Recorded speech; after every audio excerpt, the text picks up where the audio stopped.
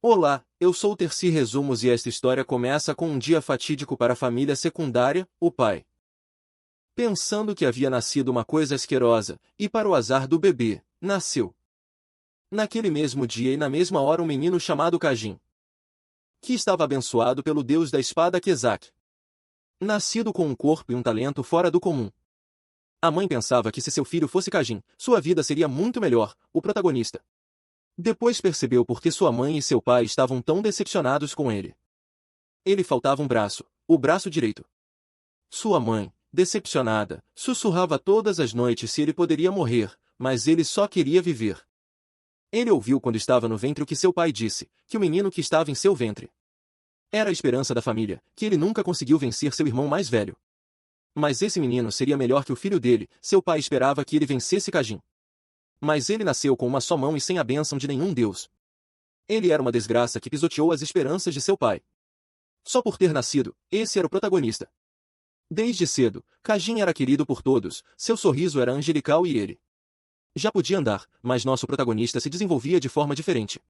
Mas sua mãe não entendia, quando ele mal conseguiu se levantar e dar um passo, a mãe estava decepcionada, pois Cajim já tinha uma lâmina nas mãos. Qual era o sentido de começar a andar quando ele já estava tão avançado? E quando finalmente o protagonista pôde pegar a espada, Cajim já havia experimentado mana e começado a treinar as esgrimas. A mãe continuava pensando, tomara que seu filho fosse Cajim, e o protagonista começou a crescer sob uma enorme sombra, que o cobria de escuridão. Em algum momento, Cajim se tornou objeto de adoração e inveja para o protagonista. Quando ele tinha 7 anos, foi enviado como assistente de Cajim. Externamente, era conhecido como alguém enviado como amigo ajudante para apoiar e ajudar Cajim como primo, mas a verdade era que seus pais o venderam por 300.000 Luden.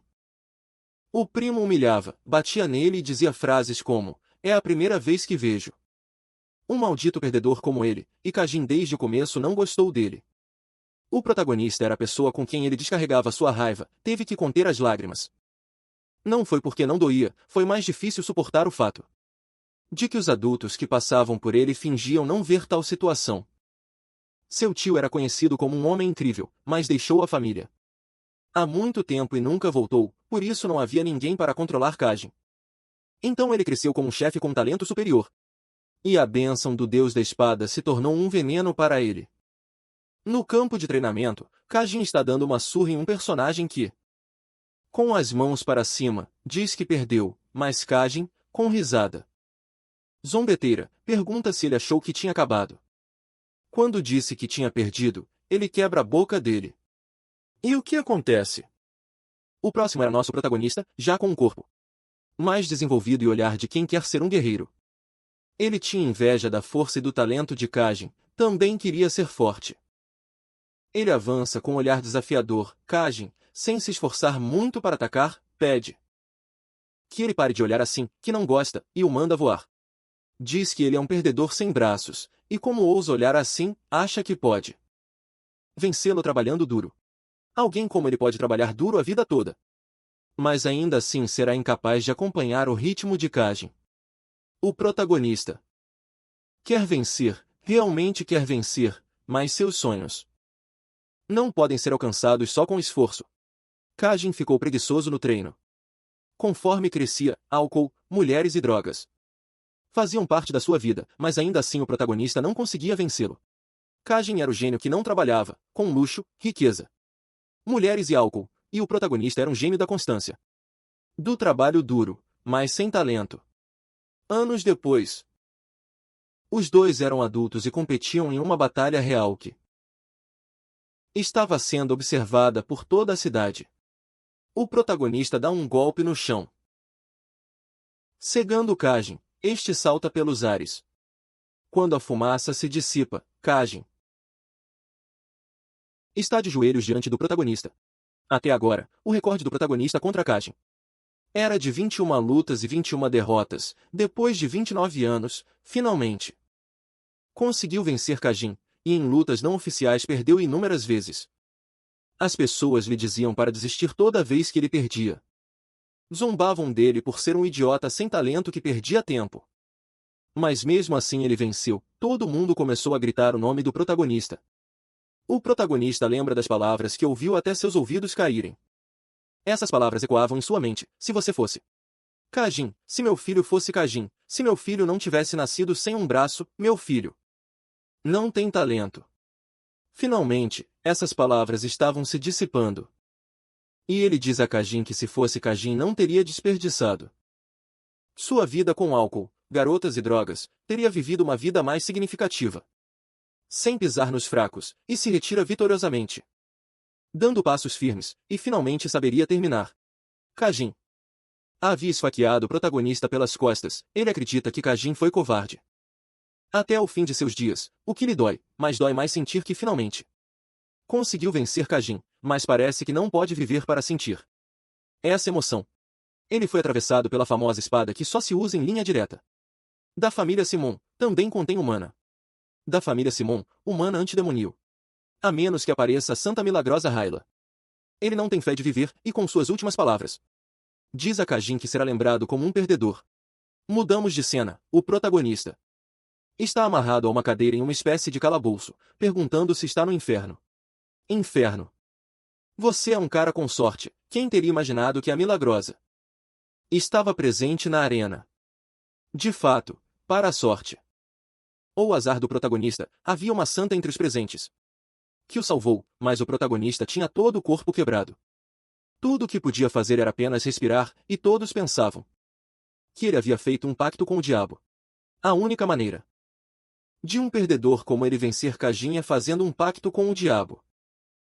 E que os pais dele tinham admitido, então era inútil negar que também haviam encontrado sacrifícios e garrafas com seu sangue. Para o contrato na casa da sua família, era um demônio que sacrificou 300 crianças inocentes para se tornar mais forte. O jovem mestre Kajin o esfaqueou, assim como o diabo, para proteger a honra da família. Simon e o fugitivo entendem, ele venceu Kajin, mas não a família de Simon. Ele escolheu Kajin antes dele, e sendo acusado, deve cumprir uma sentença perpétua. Os tendões dos seus braços e pernas foram cortados, o maná foi selado através de muitas camadas de correntes. Kajin veio visitar o protagonista e lhe diz: está muito claro que ele se tornou um imperador da espada.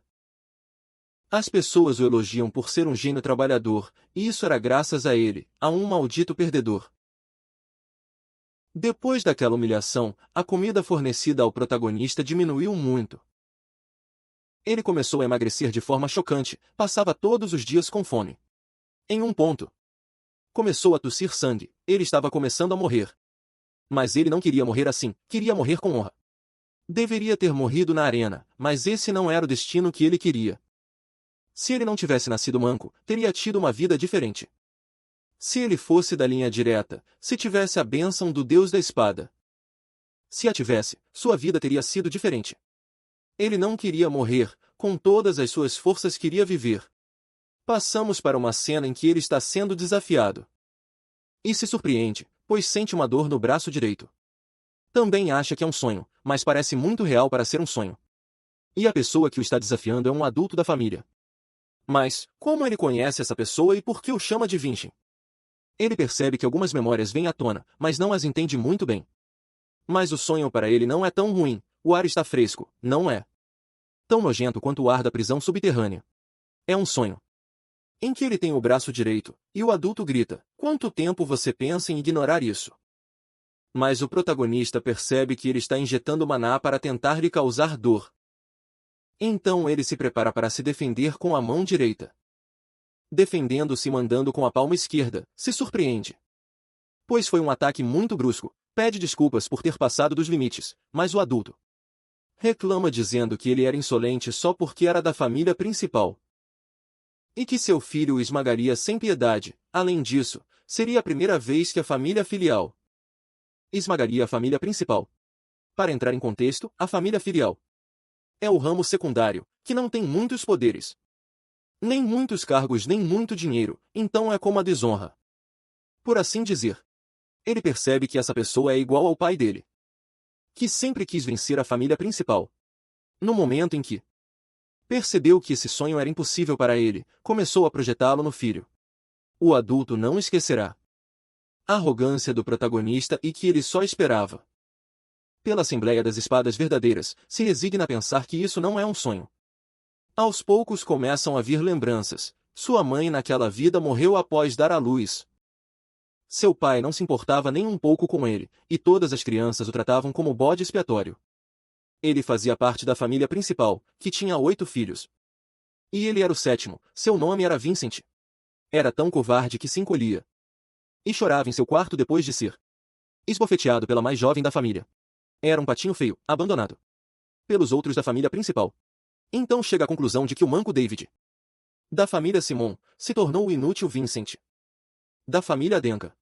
Encontra um diário de Vincent que só contém coisas ruins sobre por que ele não pode ser igual aos irmãos. Todos os familiares dele querem pisoteá-lo, suas criadas e assistentes o ignoram. E que ele é defeituoso e preferiria morrer. Chega à conclusão de que parece que Deus respondeu às preces do garoto, porque o protagonista só queria viver e ele só queria morrer. Aparece uma voz murmurando, ele era Vincent, o dono do corpo original. Mas já não tem esse nome, pois deu seu corpo de presente. Então, por favor, o chamará de Julian, e que ele era uma revelação ou, melhor explicado, um deus menor originalmente. Ele tinha a intenção de invocar um deus espiritual, mas infelizmente apareceu o protagonista. No entanto, isso não o incomoda, pois sua única missão é cumprir sua vocação. E ele poderá se tornar um verdadeiro deus, o protagonista entende suas circunstâncias. Mas ele não se interessa nem um pouco pelas conquistas dele, porque estará ocupado vivendo sua vida. Então, não terá tempo para poder ajudá-lo, Julian entende isso, mas mesmo assim, sua energia espiritual está incrivelmente baixa, se desaparecer completamente. Esse corpo que ele tem morrerá. Mas o protagonista não concorda. Porque esse corpo é saudável demais para uma morte precoce, no entanto. De repente ele desmaia e também Julian lhe entregará as memórias reais desse corpo. Ele percebe que nunca havia caído em desespero. Sempre tentou fazer o papel de covarde e estava preparando o terreno para sua vingança. O protagonista percebe que reencarnou em um mundo para o qual não estava preparado. Julian pede que ele deve ouvi-lo a partir de agora, já que também pode tirar muitas coisas boas do acordo. Ele conta a história do arquidemônio Davin e do rei herói Kajin. Essa história aconteceu há 500 anos. Um espadachim manco, David, escapou da prisão de Simon. Usando um contrato com um demônio, devorou milhares de pessoas para se tornar mais forte, e por isso está registrado na história como um grande demônio. O protagonista se pergunta se viajou 500 anos para o futuro ou qual é a probabilidade de que há 500 anos existisse uma pessoa chamada Davin e outra chamada Kajin. Mas, mesmo assim, ele tinha certeza de que morreu há 500 anos na prisão. Fica muito irritado ao saber que nem sequer o deixaram morrer em paz. Que até inventaram a história e falaram do grande demônio e do herói. Que parem com essas bobagens, que essa história era simplesmente inventada. Mas ele se acalma e pede que, por favor, continue. Então, o rei-herói engoliu as lágrimas e trabalhou com o maior herói da época, seu melhor amigo, o Imperador do Sol, e assim puderam derrotar o grande rei-demônio. O protagonista se lembra que havia outro herói, mas percebe que era um moleque que o admirava muito. Que embora tenha sido quando Arslan era jovem, ele foi um amigo e discípulo dele, que o visitava de vez em quando na masmorra e dizia que nunca cometeu nenhum crime, e que a autoridade não venceria. Que iria garantir sua honra, não importando quanto tempo levasse. Mas depois daquele dia, Arslan nunca mais voltou, e nos é contado que Arslan é o primeiro patriarca de sua família, que se chama família Denka, e a missão dele é superar a família Simon. Para isso o protagonista foi convocado, ele começa a pensar que a família foi para lutar contra a verdade. É uma coincidência, Arslan definitivamente disse que descobriria a verdade. Ele era alguém que sabia como foram prejudicados, se isso não é uma coincidência. E mesmo que possa saber de tudo, ele tem certeza disso. Arslan Falcon abandonou a família Falcon e criou a família Denka, que é uma nova família criada para recuperar a honra do protagonista, então se ele cumprir realmente o objetivo de superar a família, realmente Julian pode se tornar Deus. Julian confirma, e se isso acontecer, o corpo dele será para o protagonista. Então esse acordo beneficia ambos, o protagonista agradece a Arslan e herdará a missão que ele deixou para trás, superará a família que o traiu. Depois, o protagonista vai ver quais técnicas de batalha evoluíram nesses tempos. Já que se passaram 500 anos, e os legados dos espadachins sempre evoluem. E quando está observando o corpo, ele começa a falhar e desmaia novamente. Ele se expressa dizendo que esse corpo é um lixo. E que se não usar o mana para controlá-lo, não poderá viver uma vida normal. Ele percebe um pequeno detalhe e chama Julian para dizer por que ele não teria aprendido a manejar a espada. Ele responde que tinha uma deficiência que não lhe permitia aprender, e que o deixe. Que ele simplesmente nasceu assim, mas o protagonista dizia que não era assim. Que ele tinha um exoesqueleto celestial que literalmente é capaz de armazenar mana em qualquer parte do corpo. Mais exatamente, é capaz de armazenar mana nos seus ossos, mas Julian não entende muito bem o protagonista. Ele pede que ouça com atenção um artista marcial. Precisa usar o maná para possuir uma força transcendental. Além de um humano normal.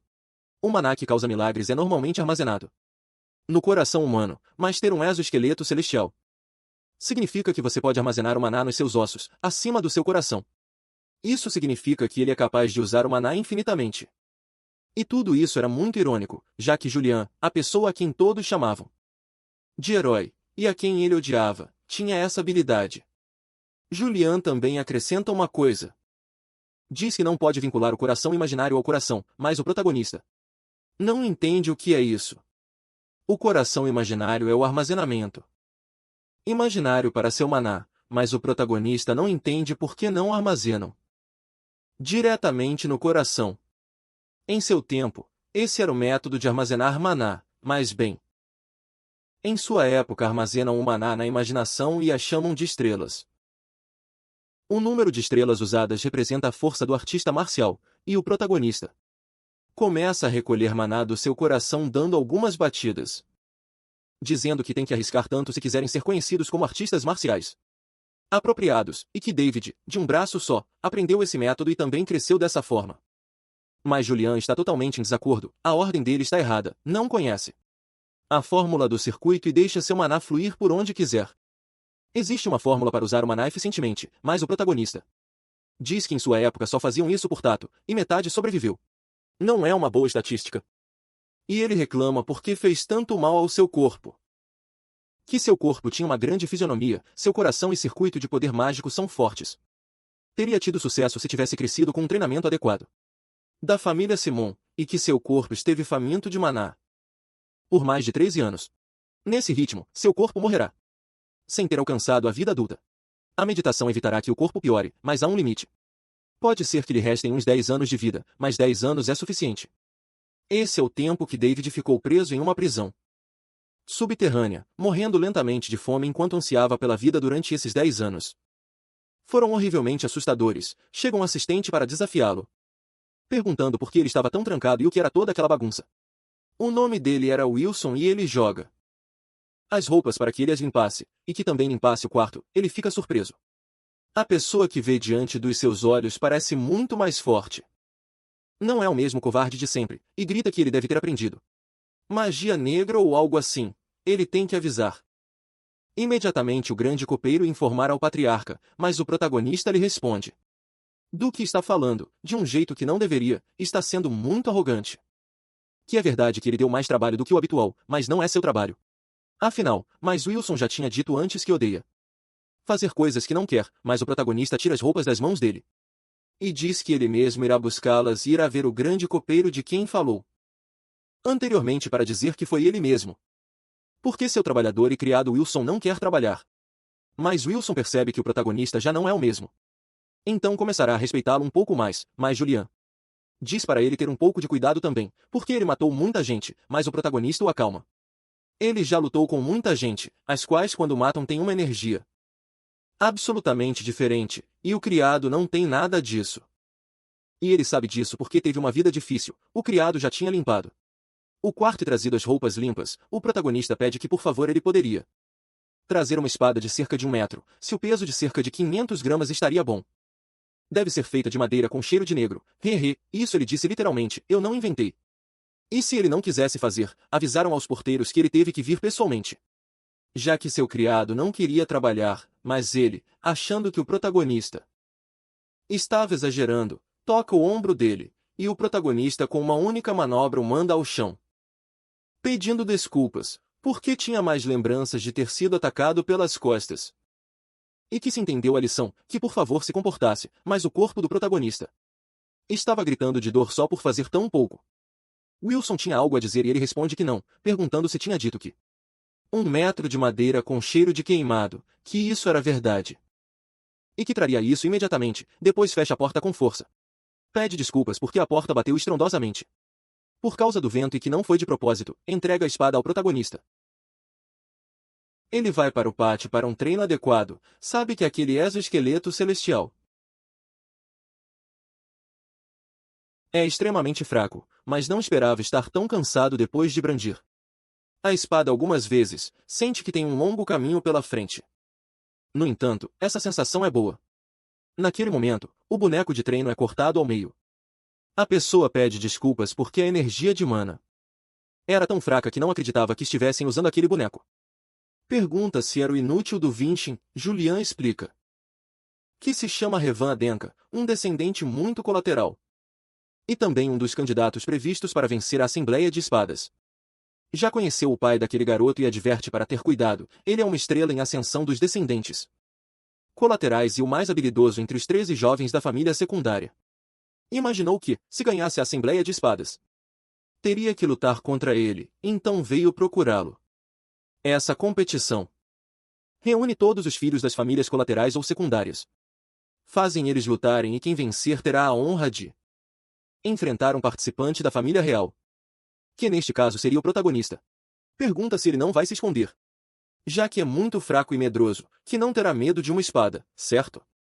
Mas o protagonista, colocando-o no seu lugar com classe, expressa que até as provocações deveriam ter certo nível de dignidade e classe. Como ousa cortar o espantalho de outro, que é a vergonha dos artistas marciais? Deveria estar envergonhado do que fez e seu pai deveria ter lhe ensinado esses modos, já que é de uma família secundária. O que o protagonista disse o deixa irritado. Ele pensa que é um bastardo e ousa insultar seu pai. Ele decidiu não perdoá-lo desde o momento em que decidiu desrespeitar seu pai. O protagonista sabe que, se lutarem naquele momento, ele perderá, mas seu adversário está cheio de ódio, ainda usando mana.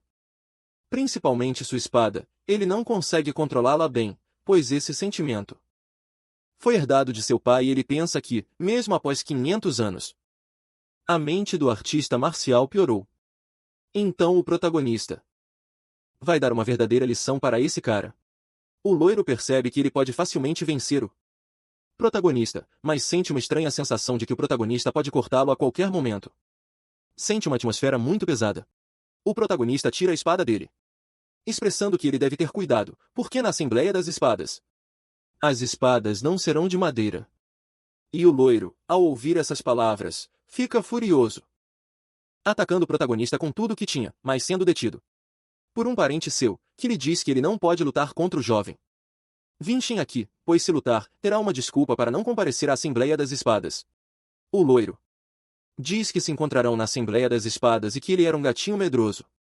Já estudando novamente com Julian, ele explica que os traços são feitos artificialmente, a partir do poder analisado, uma bênção feita pelo homem, e que Raven, o oponente recente, também tinha uma habilidade chamada Homem de Aço. Essa habilidade é concedida graças ao Rei Anão, que inclui muitas habilidades, mas Raven tinha o Homem de Aço, que é um traço de nível médio. Defesa e poder destrutivo são sua especialidade, e definitivamente Julian estava certo.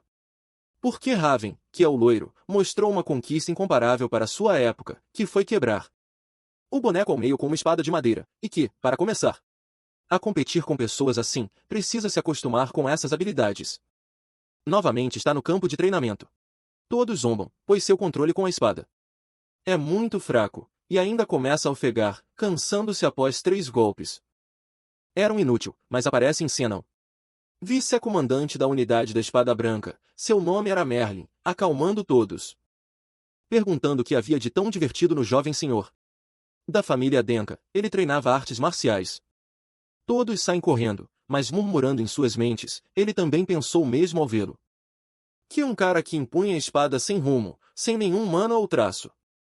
Está destinado a ser desprezado pelas pessoas, mas também chamou muito a atenção os olhos do protagonista, que parecem buscar desesperadamente algo. Vincent pede que todos estão olhando para ele, e pergunta por que não poderiam ir a uma floresta para treinar, mas o protagonista não tinha nem tempo nem resistência para ir até lá. Ele estava acostumado a ser olhado com desprezo, já que ninguém esperava que o Daven de um só braço vencesse Gajen, mas ele venceu e trocou os vais de todos por gritos de louvor. Do nada, alguém lhe dá uma poção de recuperação avançada. E graças a essa poção poderá treinar com mais facilidade. O protagonista não acredita muito e pergunta se estão zombando dele, mas para ser honesto, ele fez isso desde o começo, embora seus olhos pareçam buscar desesperadamente algo. Ele se despede pensando que esse jovem mudou muito e espera que tenha muita sorte em seu caminho. O protagonista treinou dia e noite, e não apenas fisicamente, também estudou muitos livros para poder ter uma boa compreensão do que estava fazendo. Depois de aprimorar sua técnica, fazendo todos os passos corretamente, começou a ver seu caminho para vencer Kajin. Finalmente, sua espada acumulou com pontos a trajetória que seu golpe deve ter. Para poder manifestar as habilidades, finalmente funcionou. Sua habilidade com a espada estava completa. Wilson entrega o café da manhã ao protagonista. O protagonista percebe que há muito pouca comida e que claramente ele tem comida na boca, então foi ele, e naquele momento pode vê-lo como algo adorável, mas que não ultrapasse o limite. Wilson já estava cansado da atitude do protagonista e pensa que vai matá-lo, mas o protagonista pode usar telepatia e diz que pode controlá-lo através do medo. Mas ele não quer isso, quer sua lealdade apesar de tudo e pede que pare de agir com orgulho na frente dele e que se coloque ao seu lado, que escolha quando chegar o momento de ser governado pelo medo ou mostrar lealdade. Wilson fica. Ser governado pelo medo ou mostrar lealdade. Wilson fica realmente impressionado com o quão maduro está o protagonista, com a força que ele adquiriu e sua frieza. Depois, o vice-comandante está no campo de treinamento e percebe que o protagonista terminou seu treino mais cedo hoje. Olha para o boneco cortado ao meio e se pergunta se foi com uma lâmina real. Mas pelo que viu, o protagonista só usava lâminas de madeira para conseguir isso, e ainda com uma superfície tão precisa. Isso não poderia ser real, um crescimento tão exponencial em tão poucos dias. O protagonista estava totalmente surpreso, trocando de roupa. Percebe que suas roupas não são de tecido de qualidade e que sua comida também não está boa. E isso sendo um nobre e de uma família principal, chega à conclusão de que alguém está roubando seu dinheiro, e deve ser alguém acima do Wilson, porque o Wilson definitivamente não era. Muda a cena para o loiro, que está totalmente irritado, treinando até a exaustão. Lembrando das palavras do protagonista, seu pai entra dizendo que seu treino estava indo muito bem, e que não havia muito tempo até a Assembleia das Espadas Verdadeiras. E se ele quisesse escapar daquela vida de pobreza e sofrimento da família secundária, deveria vencer Vincent, e de qualquer jeito precisa conseguir, deve se tornar o único membro da família secundária a derrotar a família principal Revan. Pensa que seu pai está cada vez mais irritado conforme os dias para a Assembleia passam. Dia após dia, a obsessão do pai piora, e se ele apenas derrotasse Vincent, seu pai e sua família poderiam voltar a ser como antes, então Julian explica. A última coisa que o protagonista deve saber, o prêmio daquela competição é o cristal de maná que é dado ao campeão, se ingerido. Seu corpo e seu maná se fortalecerão instantaneamente, o protagonista percebe, pelo olhar e pelas palavras, que Julian se esforçou muito. Que ele só quer vencer, e ele, mesmo não sendo o rei espiritual que esperava, lhe dará uma vitória muito mais valiosa do que qualquer coisa que o rei dos espíritos poderia ter lhe concedido, e chama Wilson para pedir um favor. Wilson entra no escritório da grande camareira. Ela era muito assustadora, mas era de se esperar, já que ela tinha 7 estrelas de um artista marcial e Wilson tinha uma mensagem para o jovem mestre. Ele tinha algo para contar ao chefe da família, que iria pedir diretamente que ele viesse à Assembleia das Espadas Verdadeiras, onde naquele momento demonstraria seu valor como membro da família principal. Ela diz que o chefe da família nunca assistiu à Assembleia das Espadas. Não tem tempo nem motivo para isso, mas Wilson diz uma frase. Esse era o preço por ter roubado do jovem mestre, tornar possível o impossível, e vai embora. Ela está confusa, mas muito orgulhosa do protagonista, indo até onde está o chefe da família, informando que o jovem mestre Vincent o convidou para a Assembleia das Espadas Verdadeiras, na qual disse que provaria seu valor como membro da família principal. Mas o chefe está resignado, não acredita que o protagonista tenha valor. É uma pessoa sem habilidade e vai decepcioná-lo. Mas ela insiste para que ele vá, que se o jovem mestre Vincent não puder provar a si mesmo, ela dará sua cabeça. Ela aposta tudo no protagonista, o chefe ainda não entende. Por que ela o defende tanto? Acha que uma razão pode ser que ela estava roubando dinheiro do protagonista. Mas ele sabe que ela fez isso de propósito pelo bem de Vincent. Tinha a intenção de usar esse dinheiro para o futuro dele, mas ela vence. Viu a coragem do protagonista e participará da Assembleia das Espadas Verdadeiras. No dia da Assembleia, o domo estava lotado de gente, Ivanka tinha o olhar fixo apenas em derrotar o protagonista. E também percebe que o patriarca Khan estava lá, era sua chance de derrotá-lo. Completamente diante do patriarca e da Assembleia das Espadas. As verdadeiras começam, Vincent contra-ataca com a espada. Mas é repelido por um escudo, o adversário ataca, mas a Vincent não faz absolutamente nada, pois ele tem seu atributo de homem de aço, e no segundo ataque consegue quebrar o escudo e vencer o adversário. O pai grita de emoção e todos murmuram que aquele filho é muito forte. Aquele atributo que ele tinha era realmente impressionante, era um descendente colateral. Mas perfeitamente poderia ser da família principal, o protagonista admira de longe. Ele acredita que, baseado nos padrões de 500 anos atrás, todos os que estão competindo eram gênios. Gênios realmente brilhantes, mas nenhum tem profundidade em suas artes marciais, não consegue ver nenhuma experiência de luta em seus movimentos. É como se fossem marionetes dançando sobre uma folha de respostas. Após algumas horas, os combates terminaram e uma espada permanece firme na arena, era a de Raven. E agora, como ditavam as leis, ele pede para lutar contra o descendente direto da família, e o protagonista aceita o desafio, ambos estavam frente a frente com um sorriso no rosto que demonstrava que estavam prontos para lutar. O protagonista saca a espada com as duas mãos, revelando que vai lutar com uma espada de madeira e que não usará seu braço direito. Também deixará o adversário dar 3 ataques primeiro. Todos se perguntam do que o protagonista está falando, de fato, ouviram muitos rumores sobre o quão fraco ele é e que talvez tenha enlouquecido. Ele repete que até os 3 primeiros ataques não se moverá de sua posição. Raven acredita que ele só faz isso para humilhá-lo, as pessoas murmuram que isso é absurdo. Começam a se perguntar se o jovem Vincent realmente sabe artes marciais. O pai grita que ele só faz isso para ter uma desculpa quando perder. E que deveriam detê-lo, mas o patriarca permite, é melhor que Vincent prove suas palavras com ações. O combate começa, o protagonista repete que deixará o adversário dar os 3 primeiros ataques. Raven o ataca sem hesitar. O protagonista sabe que o primeiro ataque será uma estocada curta e que também será uma finta para o segundo ataque, que ele desvia apenas com uma mão, indicando que já foram 2 ataques. Raven entra em desespero e ataca novamente. E o protagonista faz uma manobra e o derruba, esse foi o terceiro ataque. E cumprirá a promessa de Julian. Agora é a vez dele atacar.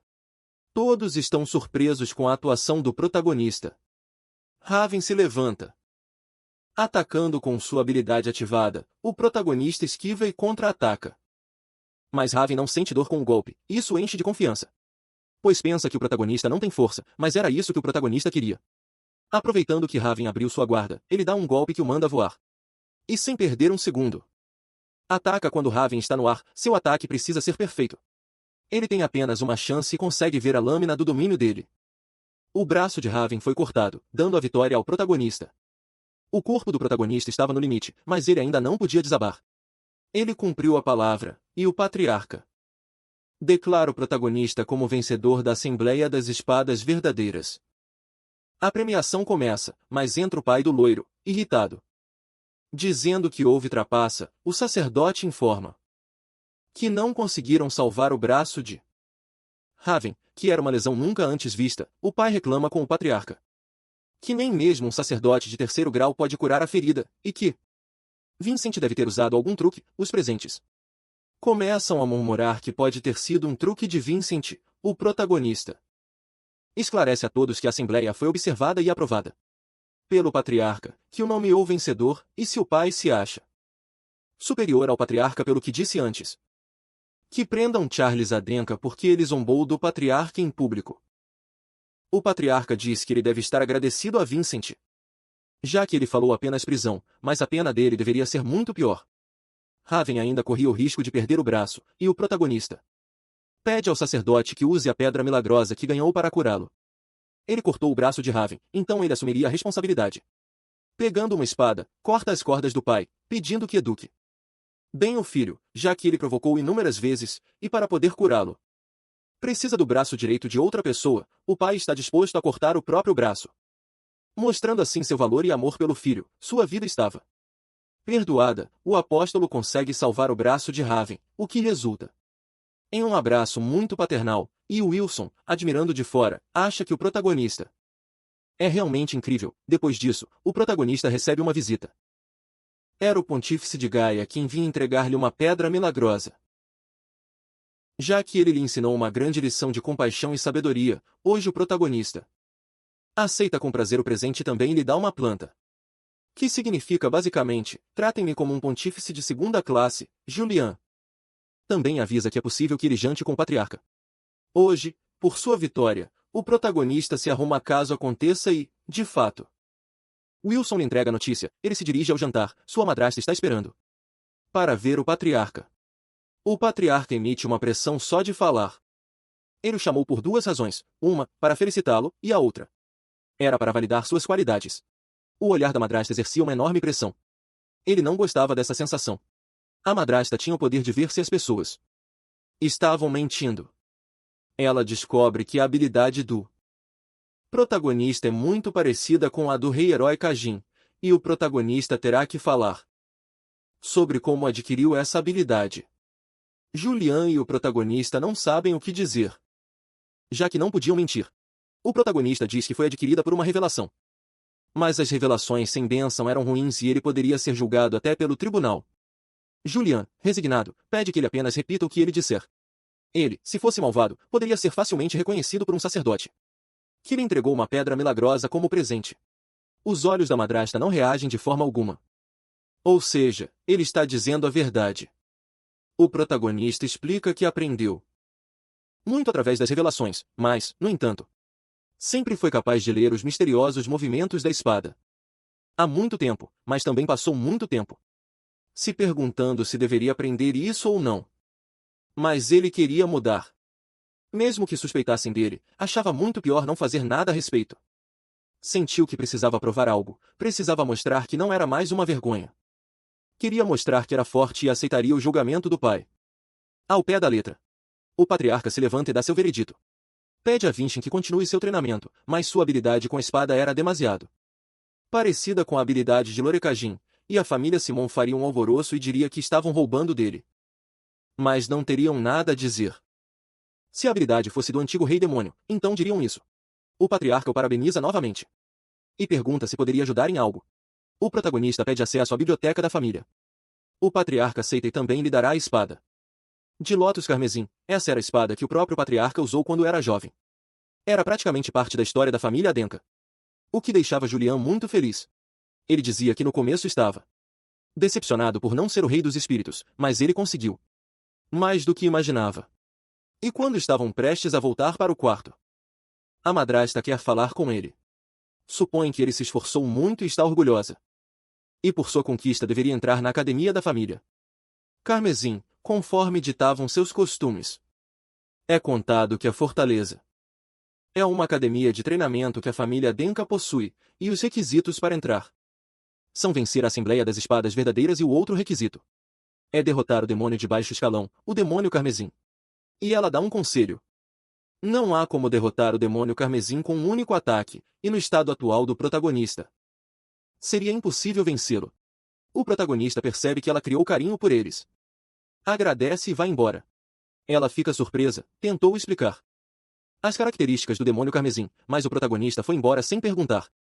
Estava na presença de um artista marcial incrível, sem medo nem hesitação. Seu coração se agita. Pergunta se a senhora Servana estava assistindo, pois hoje seu filho deu um grande passo como artista marcial. A cena muda, Wilson está cantando que precisa ajudar o protagonista, e leva de graça um soco na cabeça. Porque provavelmente estava tramando algo contra o jovem senhor. Mas ele explica que mudou.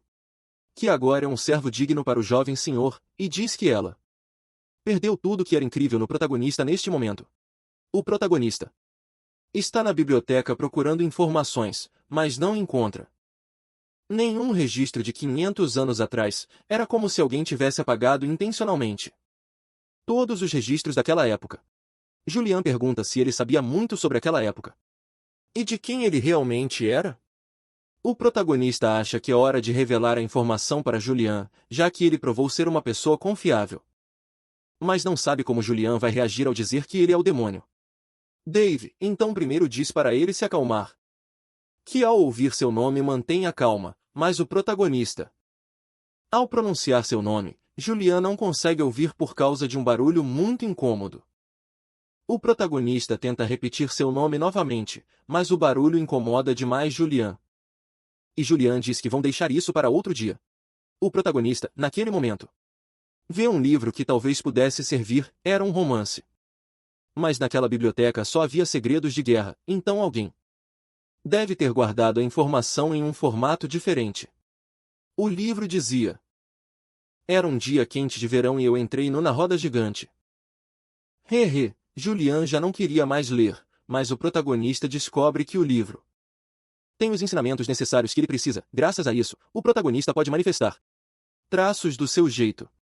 Julian avisa que fazer isso é extremamente perigoso, mas o protagonista quer tentar imediatamente. Sai do quarto e gritos de alegria são ouvidos. Era verdade que ele havia derrotado Raven e ganhado a competição. O protagonista pergunta a Julian de quem ela era, e ela se chamava Seri. Ela saiu por um tempo por uma situação familiar. Ela, para a surpresa do protagonista, era a única que dava afeto a um perdedor como Vincent. Ela estava muito orgulhosa do protagonista, e naquele mesmo momento chega Heden, que tinha algo a dizer. Os dois estavam sentados frente a frente, sem dizer nada, e Raven desembainha sua espada, colocando o protagonista em guarda, expressando que Seri deveria sair porque poderia ser perigoso. Talvez Raven não tenha aprendido a lição, mas Raven, apoiando sua espada, veio agradecer e parafraseando diz, ele perdoou sua falta de respeito e deu sua pedra milagrosa. Ele, como um covarde, tentou consertar seu braço às custas do pai, mas recuperou seu braço e seu pai voltou a ficar em paz. Ele recuperou tudo, mas não conseguiu devolver nada. Ele recuperou tudo, mas não conseguiu devolver nada. Aquele dia ele foi um covarde, mas deseja deixar de ser. E isso é o melhor que ele pode oferecer. Ele jura lealdade incondicional ao protagonista. Todos ficam surpresos, e o protagonista aceita o juramento. Raven percebe que a espada que o protagonista carrega é a espada de Lotus Carmesim. E por isso, ele não se arrepende do juramento e agradece ao protagonista. Seri está realmente orgulhosa de tudo que mudou. Vincent e Julian dizem que agora podem ter os traços da bênção do Rei Anão, por parte de Raven. Também contam seu plano a Raven, que consiste em conquistar sua bênção. Com base em um livro que eles encontraram, Raven precisa guiá-lo enquanto o protagonista medita. Basicamente é confiar a vida a Raven. O protagonista começa. Os dois estão expectantes. Raven dá as instruções para formar a figura correta do símbolo. O protagonista precisa se concentrar no que Raven diz e controlar seu mana para formá-lo corretamente. Julian diz para ele não ir tão rápido, basicamente está dando saltos mortais de um penhasco, e Raven também diz para não se precipitar, que isso já era rápido demais. Então, devagar, mas o protagonista pensa que é preciso arriscar no perigo e avançar. O protagonista tenta formar o símbolo, falta apenas unir a última parte do fluxo de mana, mas Raven grita que é cedo demais. E o protagonista conseguiu, mas a conexão se rompe. Em outro plano, a madrasta e o patriarca estão falando do protagonista. Eles dizem que o protagonista quer entrar na academia e que precisa vencer em menos de 6 meses o demônio carmesim, mas o patriarca pede que avise Vincent que ele tem apenas um mês para vencê-lo. Vemos Raven desafiando o protagonista, que estava fazendo as coisas muito rápido, para ele levou 6 meses para conseguir fazer o símbolo. Julian também o desafia, e o protagonista pensou que quase reencarnou novamente. O grande Chambelão estava prestes a entregar a mensagem e vê que tudo está destruído. E quer uma explicação. O protagonista diz que só estava meditando, mas Seri diz para ele não mentir. O grande chambelão diz que não importa o que seja. Seja qual for a meditação, tem que ser rápida, o patriarca falou. O rito deve ser concluído em menos de um mês. O protagonista acredita que isso é porque o patriarca tem grandes expectativas nele. A grande camareira pede que ele se esforce ao máximo, que deve superar a missão a qualquer custo. Raven acha que vai levar pelo menos 2 meses para conseguir a bênção do rei anão. Seri pede que ele não arrisque sua vida. E percebe que Seri tem uma quantidade transbordante de mana.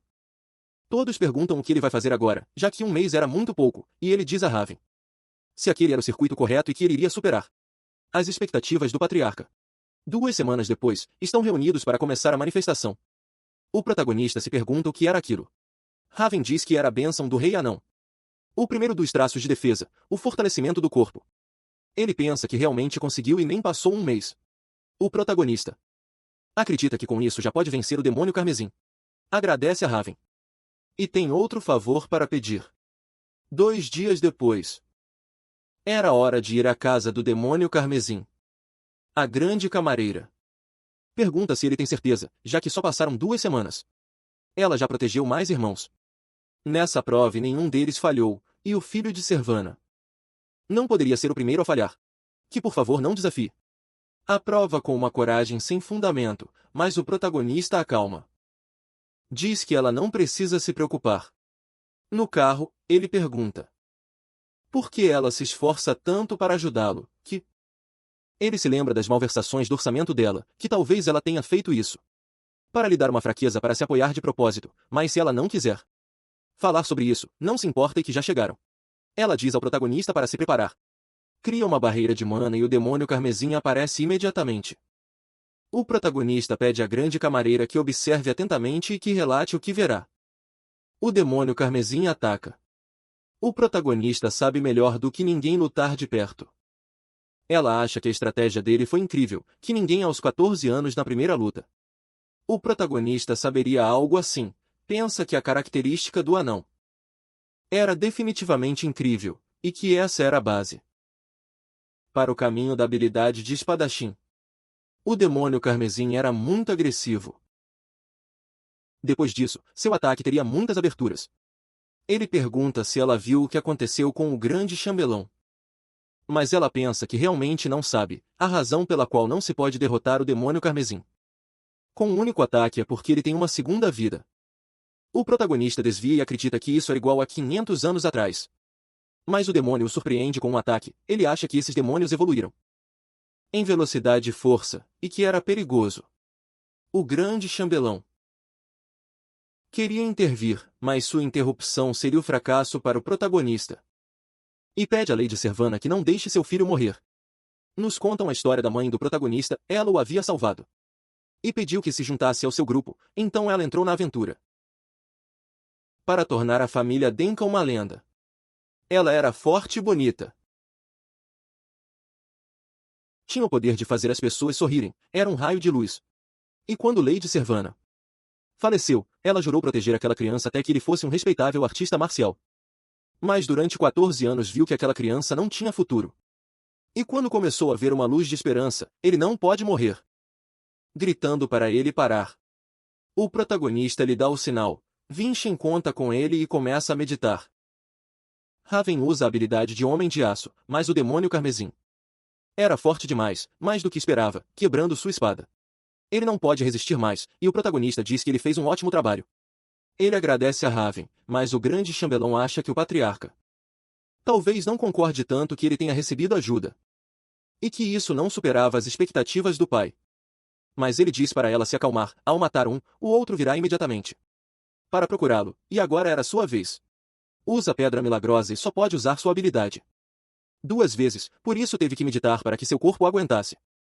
A preocupação da grande chambelã foi em vão, o que Vinchem fez foi incrível.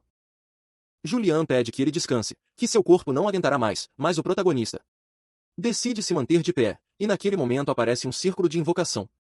Algo nunca antes visto, após esse teste, surgiu um guardião do artefato. O grande chambelão pede que se retirem, porque era muito perigoso. Eles se surpreendem com o nível de uma 7ª estrela.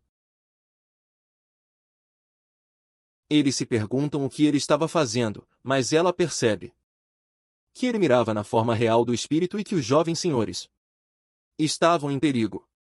Ela se distraiu, mas o jovem senhor, mesmo no seu limite, conseguiu perceber como isso era possível. O guardião protegia um baú que continha um osso de dragão morto. Eles acreditam que foi deixado pelo fundador da família. Esse era um tesouro que não podia ser medido em valor. Ela pede que ele o pegue, mas ele diz que esse tipo de saque seria propriedade da família e ele teria problemas se alguém descobrisse. Mas ela diz que pode lidar com esses problemas, e o protagonista parte o osso ao meio e conta que ele também será cúmplice. Está o patriarca e o grande chambelão, que conta que o protagonista realizou a façanha. Ele terá que informar a academia. E está ansioso para ouvir a façanha do protagonista. Ela diz que se lembrava do Sr. Raven, que foi influenciado pelo protagonista e o ajudou com o demônio Carmesim. O patriarca acredita que então o demônio era demais para ele, e que teve que recorrer a truques baratos. Ela conta que depois disso ele derrotou o outro demônio Carmesim sozinho e descobriu o esqueleto do dragão que o fundador deixou, o qual partiu ao meio e deu a ela sua parte. O patriarca diz que perdeu algo e que tente quebrar o esqueleto, que é uma ordem. Ela tenta uma vez. Tenta com seu melhor ataque, mas não faz absolutamente nada. Ele explica que tem que ser um espadachim de primeira classe para conseguir quebrar esse tipo de esqueleto. Em outra cena, Wilson pergunta ao protagonista se realmente ele tem que ir com ele para a academia. Carmesim Seri diz que claro que sim, que não podiam deixar o senhor sozinho. E o protagonista fala com Julian se ele ainda não percebia o mana que fluía pelo corpo de Seri. Ele viu um fluxo parecido há 500 anos, depois pergunta qual era seu sobrenome. Era da arruinada família Isley, o protagonista. Ele entende, os Isley têm uma técnica chamada corpo mágico. Pergunta se ela sabe algo sobre os antepassados de sua família. Mas ela só sabia de sua avó, que havia falecido recentemente. O protagonista não entende por que uma família tão poderosa se arruinou. Poderia ser facilmente obra da família. Simão e Seri contam que a mãe do protagonista também era uma Isley e que provavelmente ele não sabia por que falar dela era proibido, e Seri confessa que devia muito à senhorita Servana Wilson. Também confessa que deve muito à mãe do protagonista, que graças a ela estavam todos ali. Julian pensa que sua mãe era incrível. Fora da mansão, Revan está esperando por ele. Ele vai se despedir do protagonista, vai sair de casa para poder melhorar. O protagonista entende e pede um último favor. Se ele poderia investigar sobre a família Isley, ele diz que será difícil, mas que tentará. Eles se despedem e Revan diz que da próxima vez será mais forte. Para não envergonhá-lo, depois disso, pede um favor à grande chambelã. Não como filho de Servana, mas como Vinchin. Além disso, que até entrar na Academia Carmesim, ela o treinará. Ela diz que não será branda com ele. Já no campo de treinamento, ela diz que seu traço não será dado até que ele lhe cause uma ferida, e também não usará sua espada Lua Negra, porque ele ainda não era digno de enfrentá-la. Tinha 5 meses. Para entrar na academia, o protagonista diz que não viu o que ela fez com Revan, que poderia ser uma ferida permanente, e a grande chambelã pergunta se ela se parece com Revan. O protagonista ataca instintivamente. Ele viu lâminas em seus olhos, ela tinha um olhar que podia matar alguém. Ela também conhece o caminho da espada, também sabe que é duro. Então será a melhor oponente possível, e que ela sabia que era amigo do sacerdote e que poderiam conseguir ajuda para ele. Para ele, se algo acontecesse com o protagonista, uma semana depois. A preparação dos ataques do protagonista ainda era muito lenta e que era tudo por hoje. Percebe que sua lâmina está prestes a quebrar novamente. Não sabe quantas vezes trocou de espada nos últimos dias, então terá que ir ao ferreiro. O ferreiro se chamava Hansan. Ele pergunta por que ela veio a essa hora da noite. Ela mostra todas as espadas que usou na semana. Ele pergunta se ela teve alguma luta com uma besta de garras afiadas ou com algum guerreiro de 9 estrelas. Ou com algum mestre da espada. Ela diz que não, que só treinou com o jovem Vinchin. Ele se surpreende, se ela se referia ao príncipe feio, sem talento algum e que queria conhecê-lo imediatamente. O protagonista Pergunta por que queriam vê-lo a essa hora. Ele diz que não havia motivo para que ele não pudesse ir, já que ele fez aquela espada. Julian conta que era famoso, fazia produtos de qualidade há décadas, mas foi ignorado por estar cego pelo dinheiro. O protagonista se apresenta e dá as boas-vindas ao mestre Hansen. Ele ri do elogio de mestre e pede desculpas por ter chegado tão tarde. O protagonista diz que não tem problema com isso. O ferreiro pensa que ele se parece muito com seu pai. Confessa que ouviu rumores ruins sobre ele, mas ele prova o contrário. Pede para mostrar um grelon para ver como estava, já que disse que a usava nos treinamentos. Mas ele fica surpreso, a lâmina da espada estava como nova. Pergunta qual método usava para amaciar sua espada e se poderia usá-la agora. Mas o protagonista pensa que já não tem força. Mas também não quer desperdiçar a chance de um ferreiro ver sua espada. Nesse momento aparece Siri reclamando que não era hora de treinar. Conta-se que eles são muito próximos. Como pai e filha, então deixariam para amanhã. No dia seguinte, o protagonista está treinando e o ferreiro está interessado nele e gostaria de fazer uma espada para ele, mas há algo que o entristece. Para fazer a melhor espada, é necessário um mineral misterioso que não se encontra em lugar algum. Chama-se quilha, que o protagonista tinha, mas não deveria dizer nada, pois só seu pai e o grande chambelão sabiam. Ele disse que era o destino e que faria uma espada, pedindo 3 semanas. 3 semanas depois, a oficina do ferreiro havia pegado fogo. Ele acredita que algo verdadeiramente incomum deve ter acontecido para isso. Ele pensa que pode cortar o fogo e a porta ao mesmo tempo. Julian diz que é uma imprudência. Consegue entrar e encontrar o mestre Hansen, e também vê sua espada nova. E parece que ela foi a culpada pelo incêndio, mas primeiro precisa tirar o mestre. Porém a saída estava bloqueada, tudo estava em chamas. Julian pergunta se ele conhece alguma técnica de defesa. Ele lembra de uma, diz para si mesmo, agora ele era Vincent Adenka. Mas também foi David Simon. Julian fica surpreso. Estavam vivos. O ferreiro pergunta como sobreviveu e como sabe usar a técnica do Simon, mas o protagonista pensa que ainda está sonhando, que talvez tenha batido a cabeça. O ferreiro diz que talvez seja verdade, porque aquilo era impossível. E que, a propósito, sua espada estava pronta. O protagonista sente que a espada ressoa com ele, e Julian acha algo estranho. Pensa que o fundador deixou o osso inteiro por algum motivo. Então vai pedir ao ferreiro se pode fazer outra espada, uma ainda mais perfeita, e que por acaso tinha outro material. O protagonista pede desculpas por ter pedido sua parte do material, mas ela não se importava. Há 14 anos recebeu o pagamento pelo material. Naquele dia nasceu um guerreiro destacado. Ele diz que a fará se orgulhar muito mais. Que hoje vai aprender todos os seus movimentos e a vencerá, mas ela disse muitas vezes que não seria tão fácil. Ela ataca e se surpreende que a espada ainda está intacta, e o fluxo e o poder são diferentes do que tinha antes. O protagonista admite que se fortaleceu muito e naquele momento desaparece. O protagonista pensa que não vai se deixar enganar pela velocidade dela. Só precisa sentir o mana do movimento. Depois disso, o protagonista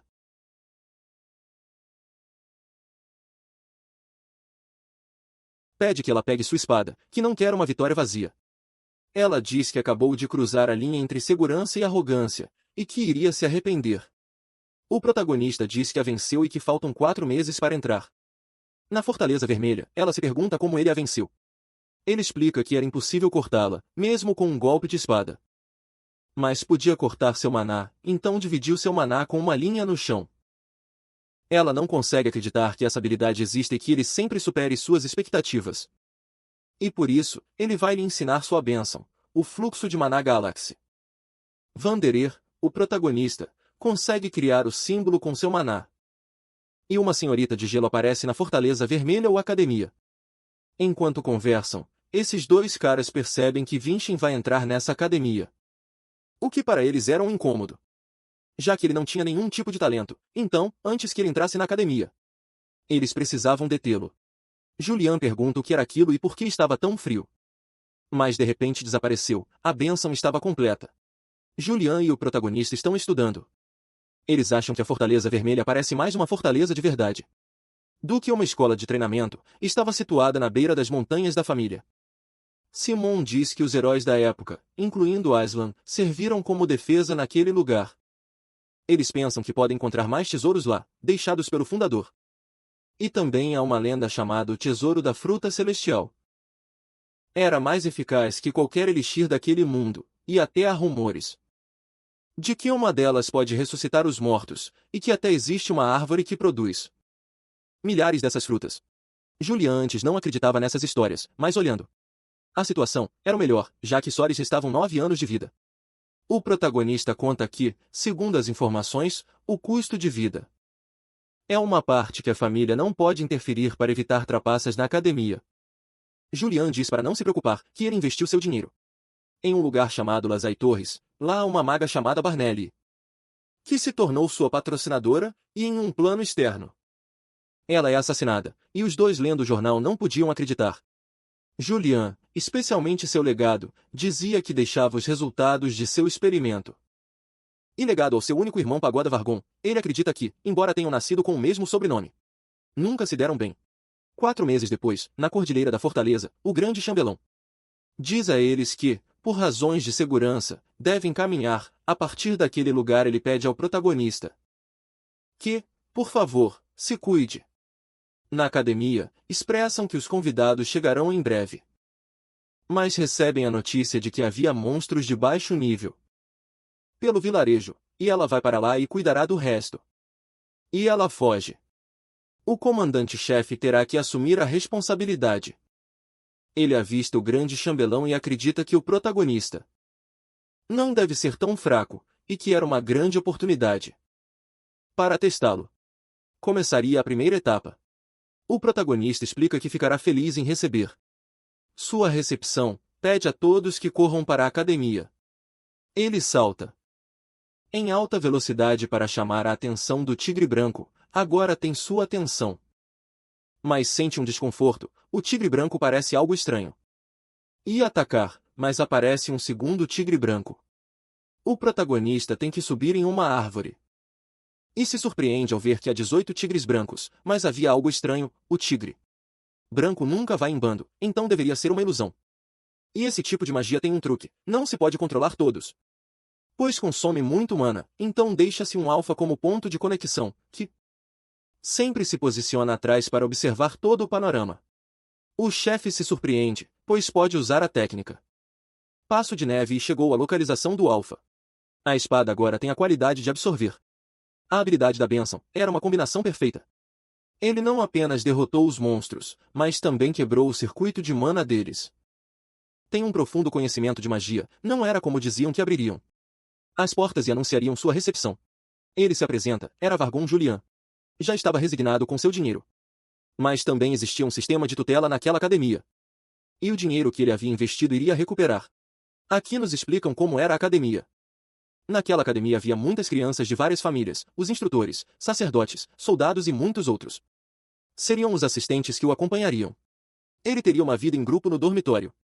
E viver ali significava se tornar um cadete, e todos os cadetes fariam um exame de promoção 2 vezes por ano. Começando a partir do nível 9, os níveis existem desde o nível 9 até o nível 1, e quando chegar ao nível 1 e passar no teste, será reconhecido como um verdadeiro guerreiro e se formará na fortaleza. O protagonista pensa que deve se formar o quanto antes, pois em 4 anos e meio precisa encontrar a cura para evitar sua morte. Ele chegou ao seu prédio, os assistentes ficam no primeiro andar, e Vincent vai morar no terceiro andar, no quarto número 5 da Fortaleza Vermelha. No dormitório havia uma atmosfera de medo, e atrás do protagonista aparece Marlon. Além disso, Julian conta que ele era o ser mais irritante que até o fez comer lixo. O protagonista se lembra. Ele era um cara cuja vida se dedicava a intimidar as pessoas com sua força. Por isso eles agiam daquela forma. Ele acha que deveria repreendê-lo um pouco. Julian acha que isso seria pouco, que era para destruí-lo. O protagonista cumprimenta e pensa que já faz muito tempo desde que deixou a cidade natal. E não podia acreditar que ainda estivesse no nível 9. Marlon pede a Dizem que educou mal o jovem Sr. Vincent, e se ele faltar com respeito de novo, vai dar uma surra nele. Vincent acha a atitude dele repugnante e dá um golpe. Marlon acha que deve lembrar a ele o respeito devido, mas o protagonista desvia e, com uma manobra, o manda ao chão. Que todos ouçam. O único medo permitido seria o do espanto. Marlon estava furioso, como ele ousava tentar superá-lo. Em uma vila perto da fortaleza estava a capitã, a quem ofereceram algumas bebidas por derrotar os monstros, e aparece o chefe Bargon, dizendo que ele sim precisava de uma bebida. Eles falavam que o protagonista não era nada parecido com o que eles conheciam, e justo aparece uma ligação que dizia que Marlon e Vincent haviam solicitado um confronto. Bron, o instrutor da residência do nível 9, pede desculpas, mas que ele não tinha outra escolha a não ser aceitar. Tudo estava pronto. E o chefe espera que lutem com honra. O protagonista desembainha sua espada. Marlon acha que essa espada é uma falsificação do pai dele e aposta sua mão direita que ele vai se render diante dele. O protagonista diz que ele terá que se responsabilizar pelas suas palavras. Marlon usa a intimidação, essa era uma característica que inspirava medo no oponente. Mas o protagonista acredita que um portador de espada não deve temer outro oponente. Marlon não entende por que o protagonista não é afetado. Mas talvez seja porque está longe, então, nesse caso, usará sua espada. Ele pergunta de onde o protagonista apareceu, dá um chute e logo ataca com sua espada. Chega um personagem chamado Silvira e diz que o protagonista luta muito bem, mas que Marlon ainda não estava derrotado. A intimidação não é a única característica que ele tem, possui uma bênção muito rara. Uma dos deuses mais fortes que controla a eletricidade. A do gigante do trovão. Julian não entende, pois pouco tempo atrás ele só tinha a habilidade do medo. Mas ele apenas a havia escondido, não havia necessidade de mostrá-la. O protagonista fica irritado, não usar seus poderes menospreza os esforços dos outros. Era uma desonra. Marlon responde que não se ache tanto só por ter uma espada falsa. Marlon estava perdendo o controle. Silvira estava em perigo, o chefe Brown a salva e dá ordens para todos evacuarem. Marlon grita para o protagonista parar de correr. O protagonista já estava no seu limite e o chefe cria uma barreira de mana para conter a destruição, mas isso reduz o espaço para o protagonista se mover.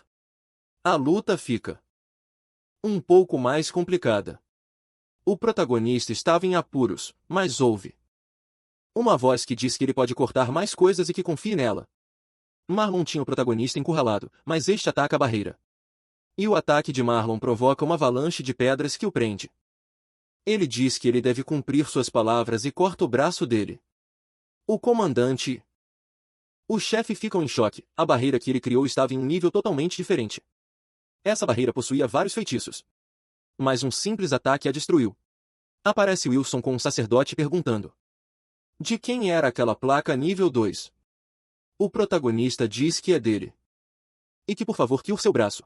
Marlon grita desesperadamente que tudo isso era um plano dele e que curaria seu braço, mas o protagonista pensa que ele deu sua palavra, então talvez não fosse tão boa ideia curar seu braço. Já que poderiam perder a honra da família, chegam mais pessoas e perguntam novamente: curar seu braço ou recuperar sua honra? Mas ele não consegue ouvir e pede para repetir. Marlon não se importa com a honra da família, então por favor arrumem seu braço, cisem. Ele quer ser como o protagonista. Elvira pensa que esse olhar atentamente, ele era muito bonito. Marlon continuava muito irritado, com sede de vingança, e acreditava que ainda era hora de dar uma lição. Mas o chefe comandante o detém. Uma semana depois, o protagonista e o chefe comandante estão conversando, têm uma longa conversa. Mas, em resumo, o protagonista oferece suas condolências pela irmã dele, e que ele havia investido nela. Sabia como ele poderia se sentir, pois conhecia sua história, que ele era uma criança sem talento, oprimida pelos outros, e que passou por muitas dificuldades quando era pequeno, sob a grande sombra da irmã. Mas ele lhe diz para calar a boca, que não sabe nada sobre ele, que destruirá a torre que arruinou sua vida. No entanto, o protagonista Diz que entende perfeitamente esse sentimento. Ele também só queria vingança, mas percebeu que na verdade queria o reconhecimento e amor da família. O chefe comandante nunca pensou que ouviria conselhos de vida de uma pessoa de 15 anos, mas isso significava muito para ele. Ele diz para não se preocupar, que será seu guardião na fortaleza para sempre. Julian estava feliz, havia recuperado seu dinheiro. Mudamos para a perspectiva de Marlon, que estava furioso, ainda com vontade de matar o protagonista, quando uma voz aparece para ele. Era um espírito maligno perguntando se ele queria matá-lo e que o ajudaria. Em outro plano, estão esses dois parabenizando o protagonista por ter vencido. Ela era uma cadete do vice-comandante de nível 9. Ela tem a habilidade de ver as características. Pode tocar as pessoas e percebe que o protagonista não tem limites, mas ele não gosta da forma como ele cumprimenta, que estava o analisando. Isso era uma falta de respeito, e Selvira fica ainda mais surpresa. Nem mesmo os instrutores na primeira vez conseguiram descobrir, dizem ao protagonista que é proibido perambular à noite e que ele poderia encontrar o espírito maligno de Daven. O protagonista pede mais informações sobre isso, fazendo Selvira e Cizen se corarem. Ele conta que é um espírito que faz contratos com as pessoas. Já voltando ao quarto, o protagonista percebe que Marlon não estava em sua cama. Depois, Cizen está do lado de fora fazendo sua vigília, mas escuta algo. Pergunta quem estava ali e seu braço é cortado. E, os criadores têm algo por que cortam o braço de todo mundo. Era Marlon, e ele estava fortíssimo. Agora ele tinha a força de um espírito maligno e só queria uma coisa: vingança contra Vincent. Ele diz que não tinha medo, mas Marlon o agarra pelo pescoço e diz que será executado. Mais um ataque. Salvador chega para ajudá-lo, era o instrutor Bron, que expressa que o ataque não funcionou de jeito nenhum e que toque o sino de emergência. Informam ao protagonista que esse era o alarme de emergência. Que algo deve ter acontecido. Ele diz a Selvira que Cizense pode estar em perigo e que sente cheiro de sangue. Grita para todos seguirem ele. Pergunta a Selvira se há alguma defesa que possam usar. Ela conhece apenas uma que pode funcionar, no entanto, esse treinamento precisa obrigatoriamente de um instrutor, pois nenhum deles suportaria a carga de mana. Saem para fora e veem a cena cruel. O instrutor Bron estava caído no chão coberto de sangue. Marlon diz que o encontrou e lança um ataque. O protagonista consegue reagir e diz que mostrará o verdadeiro poder de um rei. O protagonista está gritando: estamos juntos. Não tenham medo e empunhem suas espadas. Ele pensa que talvez não consiga lutar contra Brandon sozinho, mas naquele momento não está sozinho. Tem que ganhar o máximo de tempo possível, até que um comandante chegue e faça uma defesa triangular. Selva repete que não poderá, que pelo menos precisam de uma pessoa de classe 5, e o protagonista expressa que ele fará isso, ele estará no centro. Mas isso era um absurdo, não faz muito sentido, ele não tem muito mana. Muito menos é de 5 estrelas, ele desmaiará assim que ativar a defesa triangular. Mas o protagonista expressa que naquele momento deve agir como a cadete representativa Selvira, e que use seu julgamento para proteger todos. Ela grita para formarem uma defesa triangular, e o centro será Vincent. Julian diz que deveriam fugir, fugir é uma opção. Mas se o protagonista fizer isso, todos que estão atrás dele acabarão mortos. Ativem a formação. O mana do protagonista está se consumindo rapidamente. Mas ele deve aguentar, não pode vacilar. Marlon ataca. Pensa que era ridículo, aquele desgraçado era capaz de aguentar a barreira da formação, mas veria se ele seria capaz de suportar esse ataque. O protagonista e os estudantes percebem o imenso poder que Marlon tinha. Agora eles sentem um grande medo, um grande temor, se sentem encurralados, e o protagonista grita: não tenham medo, o medo é algo que não deve ser permitido a um guerreiro que não teme um homem que traiu sua honra. Elvira acha que ele não pode ter 14 anos, está suportando mana e liderando sem perder a calma. Ele era impressionante, eles voltam a si. Estão com um ânimo lá no alto, com uma confiança. Graças ao protagonista, mandando Marlon para longe, e que logo chegarão os mais velhos, e o tempo está a seu favor, se desistir. Agora, evitará o pior, mas Marlon está decidido. O único que ele quer é vê-los morrer. Até arriscará a sua vida se for necessário. Com aquele último ataque, uma pessoa sai ferida, ou seja, que a barreira estava faltando um membro, o que a tornava muito fraca. Era a oportunidade perfeita para Marlon matar o protagonista. Mas a barreira não se quebra. Era o Manco Shizen, que, ainda sangrando, teve a coragem de apoiar o protagonista e repete a Marlon que ele não tem medo dele. Marlon grita para eles se renderem. A energia do protagonista estava chegando ao limite, ele não aguentará muito mais. E percebe que pode ver as direções da sua espada. Está muito indeciso, não lhe resta mana para hesitar ou não hesitar, e não havia outra alternativa. A barreira estava se quebrando, então Vincent atacará com uma combinação de esgrima, mas seu ataque foi muito superficial. Vincent estava em apuros, recebe um ataque direto em sua mão esquerda, que já estava ferida, mas mesmo assim ataca Marlon. Ele grita se ele achou que desta vez o venceria queimando sua mão e soltando sua espada. O protagonista pensa que em sua vida passada não teve essa chance. E agarra a espada com a mão direita, atacando e cortando o braço de Marlon. Marlon ainda estava na batalha, o espírito maligno havia partido. O protagonista havia cortado a conexão espiritual, mas ele ainda poderia continuar lutando. Marlon grita que definitivamente o quebrará em 1000 pedaços. E o protagonista não consegue se mover, estava sem mana, perdido, mas foi o comandante-chefe quem o salvou. E Marlon é congelado e temporariamente preso. A ruiva pergunta se era Vincent. A Denka ouviu muito sobre ele, mas o protagonista estava tão ferido que não podia falar. Ela estava muito orgulhosa dele, hoje salvou muitas pessoas. O protagonista perde a consciência. Ele se transporta para uma sala cheia de espelhos, onde Julian o está desafiando em excesso, já que por culpa dele quase morreu. Os dois não sabem onde estão, suspeitam que pode ser a mente de Marlon. Vem uma lembrança dele e do chefe comandante expressando que ele tem que se esforçar. Que faça o ritual agora mesmo, e o protagonista sente uma aura sinistra. Já não havia nada ao redor, apenas escuridão. A mãe aparece, dizendo que se não fizer pode morrer. Também consegue ver sua mestra, seu amigo Yarslan. E também recebe a facada de Kajin. Lembra da sua vida na prisão. Arslan pequeno aparece. Lutarei pela honra do meu irmão, não importa quanto tempo leve, e Arslan adulto lhe diz. Arslan é Julian, mas o protagonista não consegue ouvi-lo. Arslan diz novamente. Nos vemos, irmão, em 500 anos.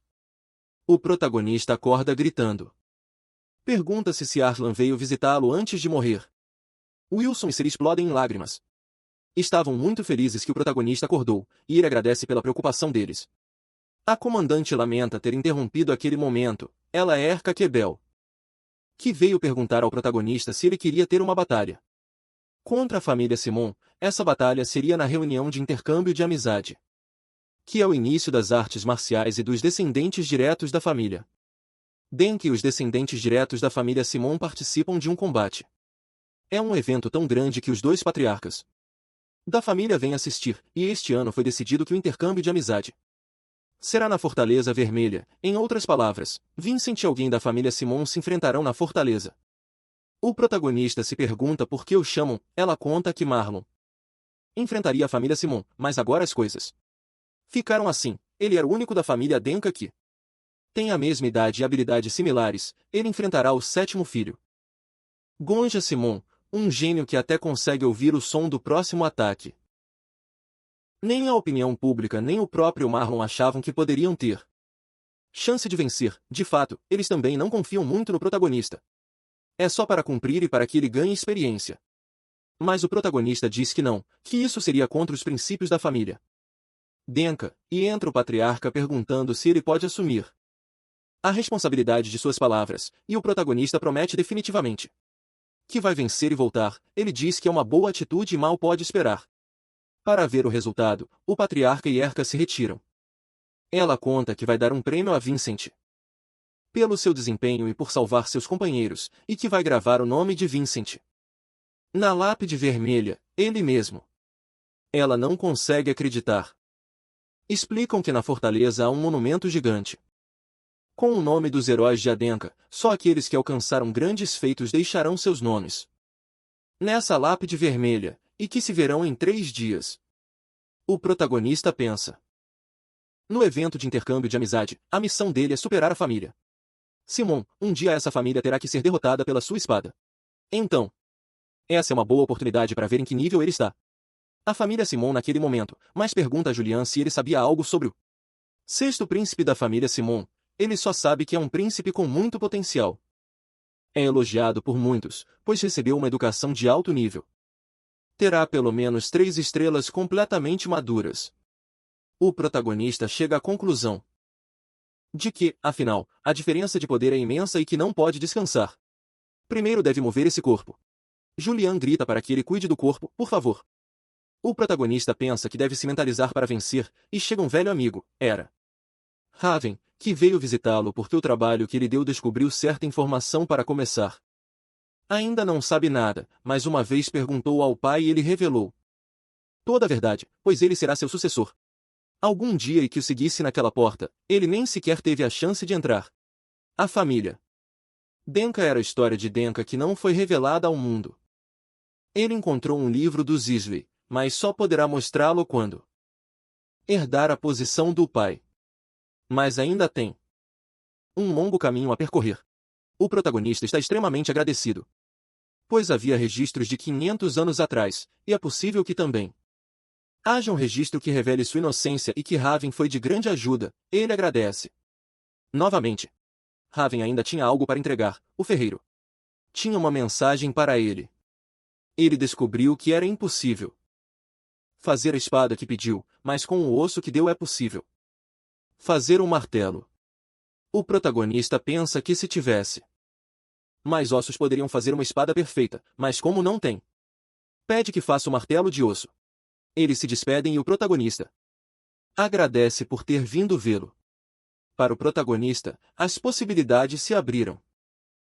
Esse era o começo de que ele deveria ficar mais forte para poder enfrentar o que vem. Agora é que tem que vencer esse confronto contra o sexto príncipe de Simon. Julian diz que era complicadíssimo, pois Marlon tinha a bênção do raio e nem ele poderia vencê-lo. Mas se conseguisse a bênção do rei gigante do raio, talvez o protagonista teria uma chance. Ele pensa que é impossível consegui-la. Julian diz que lembra de tê-lo visto quando mostrou em suas memórias. E que a memória de um humano era bastante tola, mas a memória de um deus poderia lembrar. Ele mostra o fluxo de mana. Pequena pausa para dizer que, se vocês estão gostando desse tipo de conteúdo, deixem um like e se inscrevam. Vamos continuar com o vídeo. O protagonista se anima e pergunta por que não disse isso antes. Julian acreditava que ele poderia colocar seu corpo em risco. O mana do raio é o mais destrutivo de todos os elementos. Além disso, o fluxo do gigante do raio é o nível mais alto entre eles.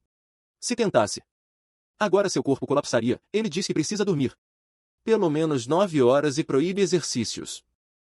E se não se cuidar, não contará nada sobre o fluxo de mana. 3 dias depois, na Fortaleza Vermelha, a ruiva diz ao protagonista que todos os quartéis virão à sua cerimônia, já que colocar o nome no mural é algo único. Estão todos os níveis. Estão os do nível 2, nível 3, nível 4, nível 5, nível 6 e nível 7. Todos comandados pelos irmãos de Vincent. Todos pareciam incríveis, mas em particular, a representante da primeira classe, a princesa Jenna, que só de vê-la em pé, fez o protagonista arrepiar. Também estavam os do nível 9, o que deixou Vincent muito feliz. E todos ficaram surpresos, pois o próprio patriarca esculpiria o nome. Ele diz a todos que esse reconhecimento foi conquistado com orgulho. E começa a esculpir o nome com mana. Ele diz ao protagonista para não esquecer, seu nome é Vincent Adenka. Depois, Vincent está meditando, tentando conectar os pontos de mana, mas Julian não consegue se concentrar. Por estar tão feliz, era algo muito importante para ele. Seu pai o havia reconhecido. O protagonista diz que também lhe disseram que ele ganharia o duelo. E que precisam do gigante do raio para superar essas expectativas. Julian expressa que vai se esforçar bastante. Após várias tentativas, o gigante do raio apareceu, mas o protagonista ele estava sofrendo, sua mente estava fora de controle. O gigante do raio falava, era divertido ver um ser humano com tanta autoconfiança. Antes havia caras como ele, despertou a proteção divina e a chamou. Então ele concedeu sua bênção, mas o protagonista absorve o mana como se fosse algodão, e nesse ritmo vai morrer. Para salvá-lo, Julian deveria interromper o fluxo, mas se o fizesse, o gigante do raio não o abençoaria novamente. O gigante expressa que só há duas opções: morrer ou receber sua bênção. Ele grita para o protagonista que se parar agora, não poderá obter a proteção divina, que controle a energia mental e a mantenha no corpo. Quando essa etapa estiver totalmente completa, sua proteção será dele. Julian não pode ficar de braços cruzados. Embora seu espírito seja fraco, deve proteger o coração do protagonista. Ele fez isso, mas o poder do raio é muito forte, não é um poder que ele possa controlar. O coração do protagonista está transbordando energia. Julian pede para ele resistir um pouco mais, que se seu coração explodir, será o fim para os dois. Julian já havia usado muita energia e estava começando a desaparecer. Ele não quer morrer, e o protagonista cai no chão. Julian grita desesperadamente para que alguém o ajude, e aparece um sacerdote da fortaleza, que pode ouvir Julian por ser um deus pequeno. Ele explica que deve curar rapidamente seu irmão e que ele bloqueará os raios para que se aproxime. Julian bloqueia todos os raios com uma barreira, estava disposto a aguentar, mesmo que custasse sua vida. Em outro plano estão o comandante Seri, que lhe pergunta se já havia pensado na proposta de aprender magia, e ela diz que sim, que está disposta a aprender magia. Ele, quando a resgatou, sentiu todo o mana dela. Ele nunca havia ensinado magia a alguém e sabe que seus métodos não são os melhores. Mas também se esforçará, e ela tentará dar o melhor de si. Ela se esforçará para poder proteger o protagonista, e de repente sentem uma explosão. Era o protagonista, que estava de joelhos pensando que agora tem uma chance de vencer o confronto. Então, Seri pede permissão para poder aprender magia. Julian, tudo desapareceu, ele diz que era uma grande oportunidade. E ele aceita. Seri diz para ele fazer o seu melhor esforço. Vincent pergunta ao comandante que, agora que pensa, ele é o único que não tem um mestre para ensinar as técnicas da família Denka na fortaleza, e agora deve colocar toda a sua energia no evento de intercâmbio. Pergunta onde estava seu mestre na academia. Ele responde: do que você estava falando? Que cada estudante deveria trazer seu próprio mestre. Os anciãos da família sempre fornecem um, mas Julian diz que na família não havia nenhum ancião que o apoiasse. Ele envia uma carta para o grande chambelão para que a entregue ao patriarca. O patriarca lê e conta que Vincent precisa de um mestre. Também diz que ele tem a bênção do gigante do raio. Pergunta se não há ninguém na família e se ela pode treiná-lo, mas ela recusa, pois não usa as técnicas da família Denka, mas conhece a pessoa certa para o cargo. Era um homem poderoso que usa as habilidades da família Denka e também possui um gigante do raio. Eles o transferem de posição. Poderia ser seu mestre e ela o convencerá.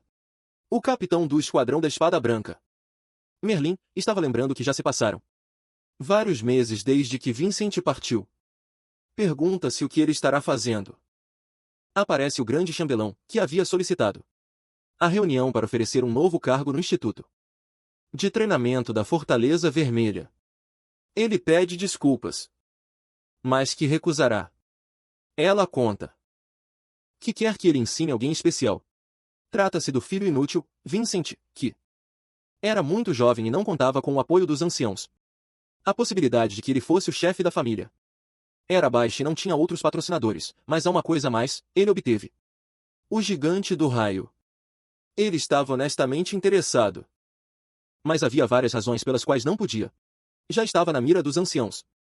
Estava sendo empurrado de um lado para o outro e além disso queriam que ele fosse o mestre de alguém que os anciãos não apoiaram, então o grande chambelão, ao ver que ele não aceitava, faz uma aposta, em breve virá competição entre os príncipes, e se o príncipe Vincent vencer, ele terá que se tornar seu mestre. Alguns dias depois, o protagonista pensa que deve ficar mais forte. Deve controlar o ante de raios, mas não consegue controlá-lo. Julian acha que ele não consegue controlar de jeito nenhum. O protagonista lembra da carta do grande chambelão, que dizia para desculparem, que não conseguiu encontrar um mestre adequado para ele.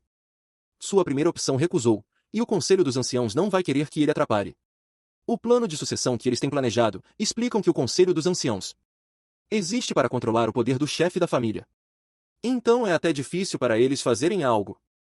Por isso ele terá que lutar sozinho, nessa conversa. Julian acha que ele pode usar as habilidades da família Simon, mas ele não pode. Porque se usar essas técnicas em público, vai causar um alvoroço. Depois, no território Simon, no castelo dele está seu oponente, que está diante de um tigre branco. Contam que seu oponente será o sétimo filho da casa Denka, chamado Inútil. Vincent Adenka, todos esperam que ele vença, então ele deverá fazê-lo sofrer. Todo tipo de humilhação, as pessoas querem. Uma vitória esmagadora, ele diz que dará ao mundo o que quer. E que o mundo saiba que ele é um ser superior. Cortando o tigre branco em pedaços. De volta na academia. Silvera corre para entregar um presente ao protagonista, e quando entra no quarto, um choque de mãos. Espalha-se, ele nunca tinha visto essa habilidade antes. O protagonista pergunta o que está acontecendo, ela mostra o presente, era uma gravação do oponente dele. Ele agradece. O que faz Silvera corar, mas ela o avisa para tomar cuidado com a última parte. Porque é muito cruel ao mostrar a luta. O protagonista percebe que, tanto na aparência quanto no combate, ele era idêntico a Kajin, e até seu rival aceita a derrota. Mas ele não para, é igual ao Kajin em todos os sentidos. Mesmo os hábitos mais pequenos o protagonista precisa conhecer. Depois, na reunião da cerimônia de troca de amizade, foi especificado que este evento terá 3 etapas.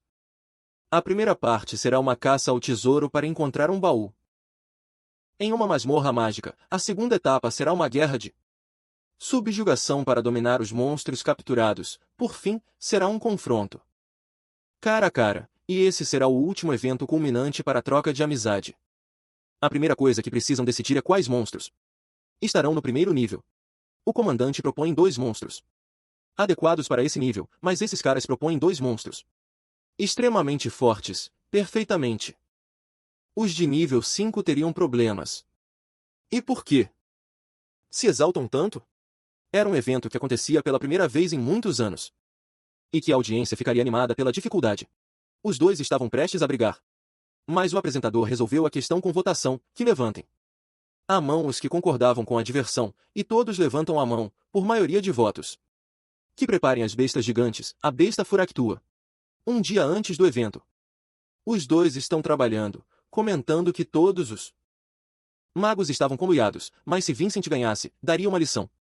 Ela acha que ouviu errado, lembra que a probabilidade de Vincent ganhar é de 10%, mas mesmo assim, os 2 acreditavam no protagonista.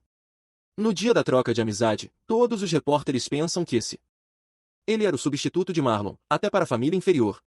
A Adenka era uma vergonha. Também chega o príncipe da família Simons, que estava encantado em conhecer Vincent. O prólogo. Cumprimenta e também estava encantado em conhecê-lo. Vincent pensa que não estava tão mal, mas havia algo estranho. Era aquele sorriso tão sinistro. O príncipe de Simons pede que, por favor, mostre o que sua família é capaz de fazer. Esse comentário coloca a família Denka para baixo, mas o protagonista responde que espera que ele também possa mostrar suas habilidades. Todos ficam surpresos, o protagonista não se deixava intimidar. Ele só pensava em vencer no palco da troca de amizade. Todos estavam empolgados, a maioria apoiava o príncipe Zaimir. Explicam que a porta número 1 estava prestes a começar. Na porta número 1 seria realizada a busca pelo tesouro, na qual os 2 participantes entrariam em um espaço criado por artes mágicas, onde deveriam encontrar uma caixa como aquela. No entanto, há um feitiço mágico nesse espaço, o qual gera monstros, e no interior, como guardião, estará o gigante Furactua. Os 2 participantes poderão escolher 2 cadetes de nível 9, que os acompanharão na prova. A ruiva diz que, de qualquer forma, terá que escolher Silvira, que era melhor, mas o protagonista tem outros planos e escolhe Xizen e o cadete Armon. Todos os presentes ficam espantados, pois ambos os cadetes tiveram a nota mais baixa do nível 9. O estádio se enche de comentários negativos, pensam que ele usará isso como desculpa para sua derrota. Mas, pelo contrário, ele os escolheu para evitar dar uma desculpa a Simon, e a segunda tinha um plano. Graças a Silvira e ao príncipe, Simon buscará a excelência, escolhendo o primeiro e o segundo cadete melhor classificados. O protagonista sabe disso, o cenário estava inclinado desde o começo para o príncipe Simon. Então ele não poderia dar nenhuma desculpa. Quando perdesse, o mago não entende o que o protagonista pretende. E a primeira etapa, a busca pelo tesouro, havia começado. O príncipe lhes pede se poderiam andar um pouco mais longe dele. E que não interferissem na prova. Todos estavam ansiosos para que os monstros aparecessem. Os aliados do protagonista não julgam sua decisão, mas tinham dúvidas se realmente seriam úteis. Ele lhes diz para não se preocuparem, que o único que precisa são guerreiros que tenham vencido seus medos. Chega um ataque surpresa, era um gigante. Eles se perguntavam onde estava Vincent, ele estava no ar. Atacando o gigante, ele grita que o baú deve estar perto. Eles seguirão com o plano e que o protagonista vá buscar o baú, chamando a atenção do monstro, que reage ao som. O protagonista reconhece que eles foram corajosos o suficiente e vai em busca do baú. Os comandantes acham que o protagonista interpretou mal o teste, que é demonstrar a força. No processo, o protagonista vê o baú, mas é atingido por um golpe de um segundo gigante. Pelo bem do plano, ele só deveria limpar as coisas com um único ataque. Mas dois gigantes complicavam as coisas, e até aquele gigante estava respondendo à sua velocidade. O comandante o repreende. Porque havia dois gigantes quase o acertando, por sua forma tão suja de agir. A ruiva o acalma porque ele não pode causar confusão, já que há muitas pessoas presentes, mas quanto a ele, ela o verá depois. Na outra porta, o príncipe da família Simons estava dando uma surra no gigante. Quando apareceu o outro, ele conseguiu se defender sem muito esforço, pedindo aos gigantes que se levantassem para continuar com o espetáculo. Por outro lado, o protagonista estava tentando inventar um novo plano, precisava acabar com os dois com um único ataque. Mas também precisava marcar os alvos e olha seriamente para Julian. Os dois camaradas já não podiam avançar mais, estavam em apuros. Mas chega o protagonista e diz que há mudança de planos porque o outro chegará muito em breve. Eles acham que vão morrer, o protagonista grita para Julian se preparar.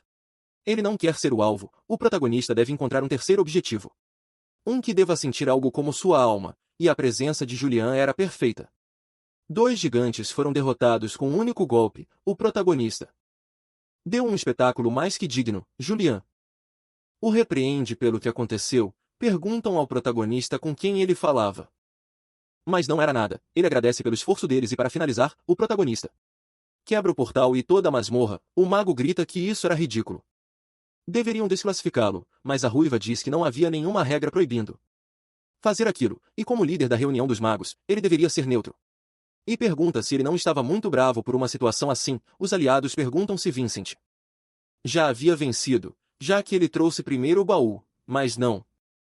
Ainda não, pois o teste é para demonstrar a força, a vez do príncipe Simons estava apenas começando, pois o príncipe Simons ainda continuava mostrando sua experiência. Se ele continuasse assim, seria uma vitória clara para ele, mas o protagonista interrompe. Simon estava prestes a descobrir que já terminamos o teste, explica que as masmorras usaram elementos de concentração, que eram iguais, e o protagonista destruiu um quando saiu. Então o mana que compunha sua réplica, para onde foi?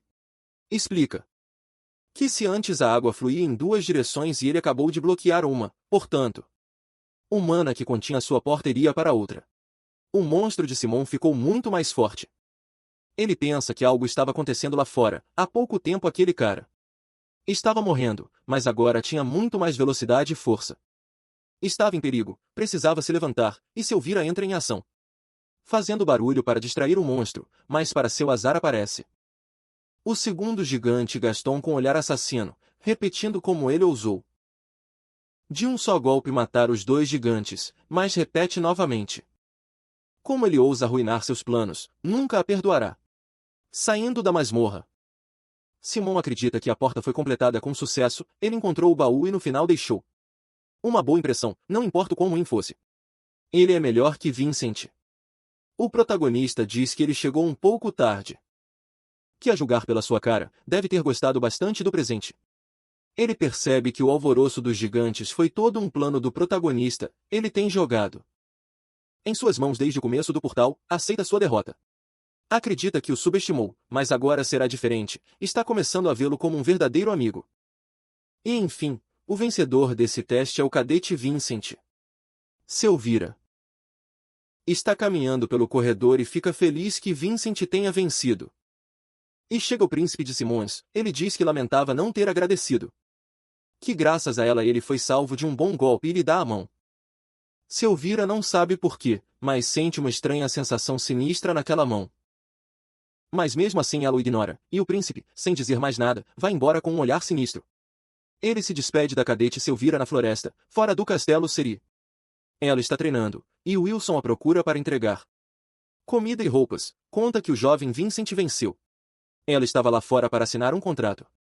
Com os espíritos escuta uma voz pedindo ajuda, se pergunta de quem era aquela voz. Na academia estavam comemorando a primeira vitória do protagonista com suco de maçã. O protagonista diz que graças a ela ele pôde vencer, pois se não tivesse ajudado Gaston, não teria conseguido se destacar. Quando batem os punhos, o protagonista percebe que Selvíra tinha a cerimônia da corrente de Simon. Pergunta se ela teve algum contato com Gaston, ela diz que recentemente apertou a mão dele. O protagonista amaldiçoou o príncipe de Simon, porque ele usou uma técnica que restringia o mana do oponente e o levava gradualmente até a morte.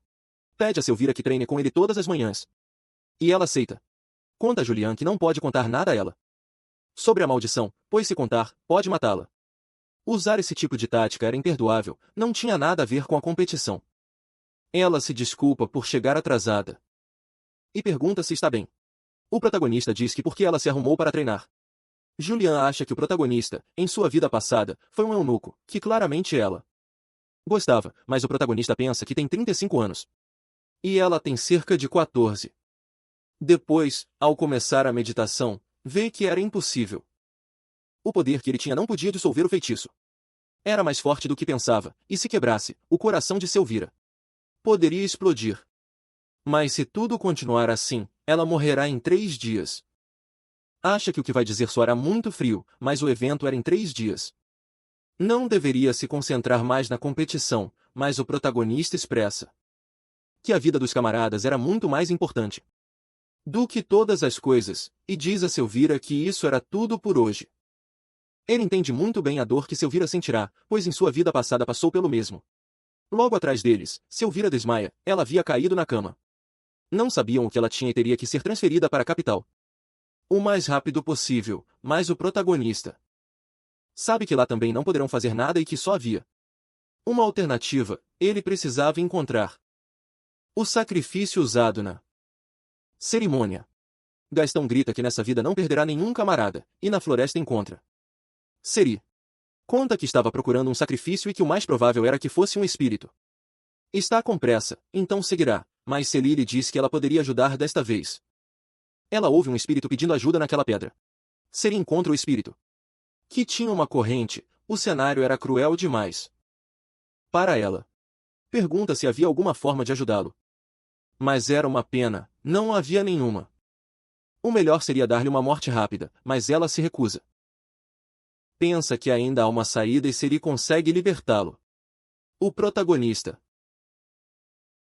estava muito orgulhoso dela, e de repente aparece um ataque. Era Gaston. Ele diz que está interrompendo seu ritual e precisará de uma grande desculpa para interrompê-lo, pois está cometendo um erro diplomático com a família Simon, e que se deixar o espírito ir agora, o deixará passar. O protagonista grita que ele estava tentando matar Selvíra. Pergunta que tipo de tradição era aquela. Gaston diz que então ele já sabia de tudo, que como ele já sabe. Às vezes as pessoas são atribuídas a ter um caráter inato. Pessoas como ele ou Vincent nasceram com um destino. E também havia outras pessoas completamente diferentes. Diferentes deles, e qualquer um que ousasse atravessar essa linha merece ser punido. E como ele já era seu amigo, que está no mesmo nível, acredita que ele deveria entender que esse era seu verdadeiro caráter, mas Vincent o ameaça, que não crie ilusões, sua definição estava errada. Os dois estavam sob a espada um do outro e seu confronto decidiria no dia da assembleia. Depois o protagonista pergunta se Selvíra estava bem, e de fato, a cerimônia da corrente havia desaparecido. Não havia nenhum vestígio dela. Contam a Vincent que deveriam se concentrar para o evento. Faltavam apenas 2 dias, o evento agora era subjugar uma besta demoníaca, e ele venceria na residência Denka.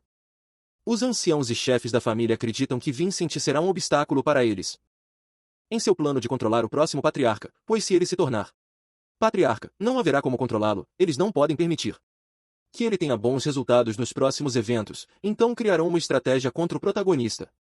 2 dias depois, o estádio estava novamente lotado, a expectativa era ainda maior. A segunda prova havia começado. Para Gaston, nessa prova há apenas uma regra. Vence quem derrota o monstro no menor tempo. O monstro que devem derrotar é um Lizarman. Eles têm o costume de usar lanças longas, o que faz um ataque poderoso. E o príncipe da família, Simon, usa o capítulo da canção Luz Vermelha. Da lua e parte o Lizarman ao meio, conseguindo um tempo recorde de 14 segundos. Era o melhor tempo de todos os tempos, até superando a princesa Diane, que tinha um recorde de 20 segundos. Todo o público enlouquece, ele era diferente. E declara a Vincent que aquela vitória era para ele. Julien pergunta ao protagonista se ele poderia superar esse tempo. Mas o protagonista tem um plano, a segunda prova está prestes a começar. Ele percebe que seu Lizarman tinha algo estranho. Na residência Denka. Dizem que não fizeram nada naquela prova, estavam livres de culpa. A única coisa que fizeram foi não alimentar aquele Lizarman por 2 dias. Não serviria de muito, mas ao menos o atrasaria alguns minutos. Os olhos injetados de sangue eram claramente um sinal de fome e ferocidade. O Lizarman é solto. O protagonista pensa em desviar dele, mas se desviar, não poderá derrotá-lo em menos tempo que Gaston, então abre os braços. Em sinal para que ataque à vontade. Gritam para ele desviar, mas Vincent é atravessado pela lança do Lizarman. E ele agradece por poupar seu tempo, cravando sua espada e liberando toda a energia da bênção do Rei do Raio, provocando uma enorme explosão. Estavam surpresos, o protagonista havia feito 5 segundos com 39 milésimos, o jovem Vincent. A Denka foi o vencedor da segunda etapa, os sacerdotes entram. Dizem que foi uma ferida bastante grave, e o protagonista olha para Simon com um sorriso no rosto, demonstrando que ele era o vencedor, e a segunda etapa estava terminada. A terceira porta se abriria em 3 dias, em uma carruagem, um personagem não desbloqueado expressa que não pode esperar para ver o protagonista, o diagnóstico dos sacerdotes. É que se o protagonista se esforçar novamente, pode ser que nunca mais volte a ocupar. Mana aparece, a ruiva pede que levantem as cabeças da família Denka e também da família Simon, eles haviam chegado. E o convidaram para jantar, na mesa estavam os 4 jantando. Ela ficava feliz em conhecer o protagonista, apontando-o com uma faca, o protagonista sente um grande poder, fazendo com que Vincent pegue o cabo da sua espada, ele percebe que ela era realmente poderosa. Ele estava morrendo de vontade de lutar com ela no futuro, e o patriarca aponta Gaston com o garfo.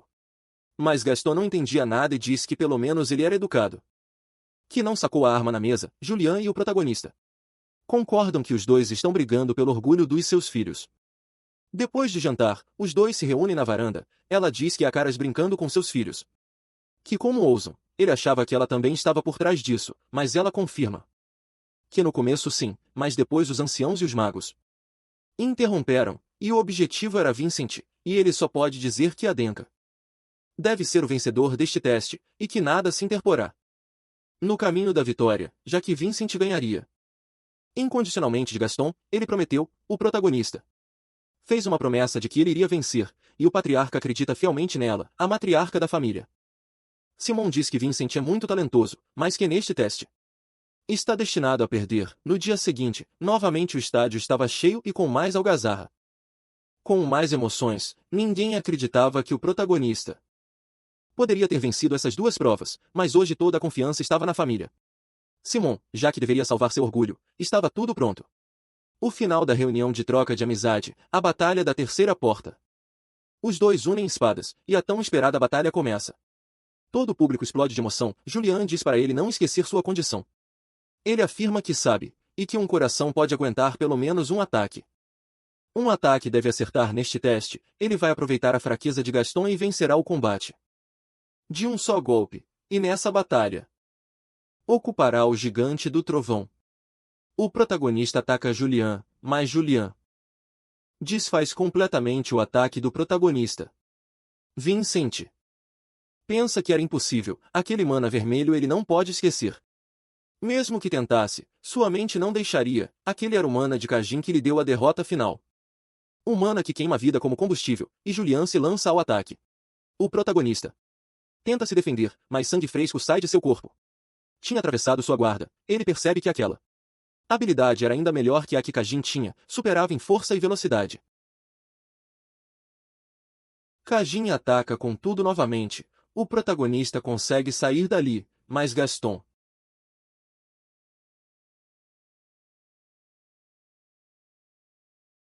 não estava disposto a lhe dar nem um segundo. Ele ri porque está certo de sua vitória. Esse era o preço por tentar desafiá-lo, e o protagonista usa a habilidade capítulo 3. Espada de Mil. Essa era uma técnica que aprendeu em sua vida anterior. Era a técnica de um de seus melhores amigos, que com o tempo ficou tão forte, até mais forte que Kajin, e se tornou o alvo do Conselho dos Anciãos, caindo em sua armadilha e morrendo, mas deixou isso para ele, a Espada de Mil. Kajin pergunta o que era essa espada. O protagonista responde que era a Espada da Justiça, que ia contra a família de Simon, uma espada deixada por um gladiador, que foi sacrificado por sua família. O príncipe acha que então é uma técnica terrível, que uma habilidade tão escandalosa a quebrará imediatamente. Usando a habilidade Chuva Torrencial, o protagonista acredita que ele luta igual a Kajin. Todo o público pensa que Gaston desapareceu, mas o protagonista conhece muito bem suas estratégias, prevendo todos os seus ataques. Gaston não pode acreditar. O protagonista pensa que ele era igual a Kajin e que normalmente significaria que é ridiculamente forte. Mas é diferente para ele porque a pessoa que mais conhece a espada de Kajin é ele. Os dois se lançam ao ataque. E o protagonista quebra a espada de Kajin. Muitos pensam que Vincent venceu, mas ainda não foi decidido. Ele não era o único com uma carta na manga. Kajin usa a espada Shin, protetora do deus da espada de Kezak. Essa era uma das habilidades mais poderosas daquele mundo, mas uma das mais perigosas, pois consome sua alma. Até o protagonista fica surpreso. Ele não sabia qual era essa habilidade. Gaston ataca com uma força desumana. Os dois estão dispostos a arriscar suas vidas para vencer o combate. A espada do protagonista se quebra, mas ele consegue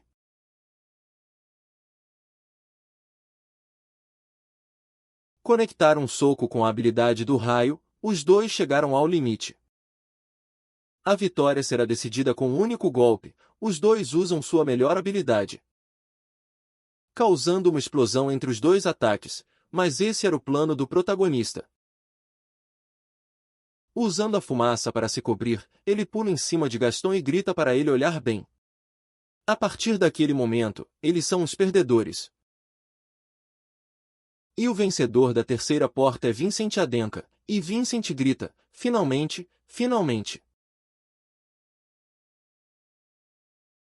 Venceu. Os anciãos não podiam acreditar, e o grande chambelão diz que ele perdeu a aposta. Bem, pessoal, espero que esse resumo tenha agradado muito, e se sim, espero que deem like. Escrevam um comentário bonito e se inscrevam, pois estaremos postando resumos de mais de 1h30 a cada 10 a 14 dias. Então é isso, espero que apoiem esse grande projeto e agradeço de coração a duas pessoas muito especiais que são G. Abreu e Michel Anzures, que se juntaram ao programa de afiliados. Sério, muito, muito obrigado. E é isso, amo vocês demais.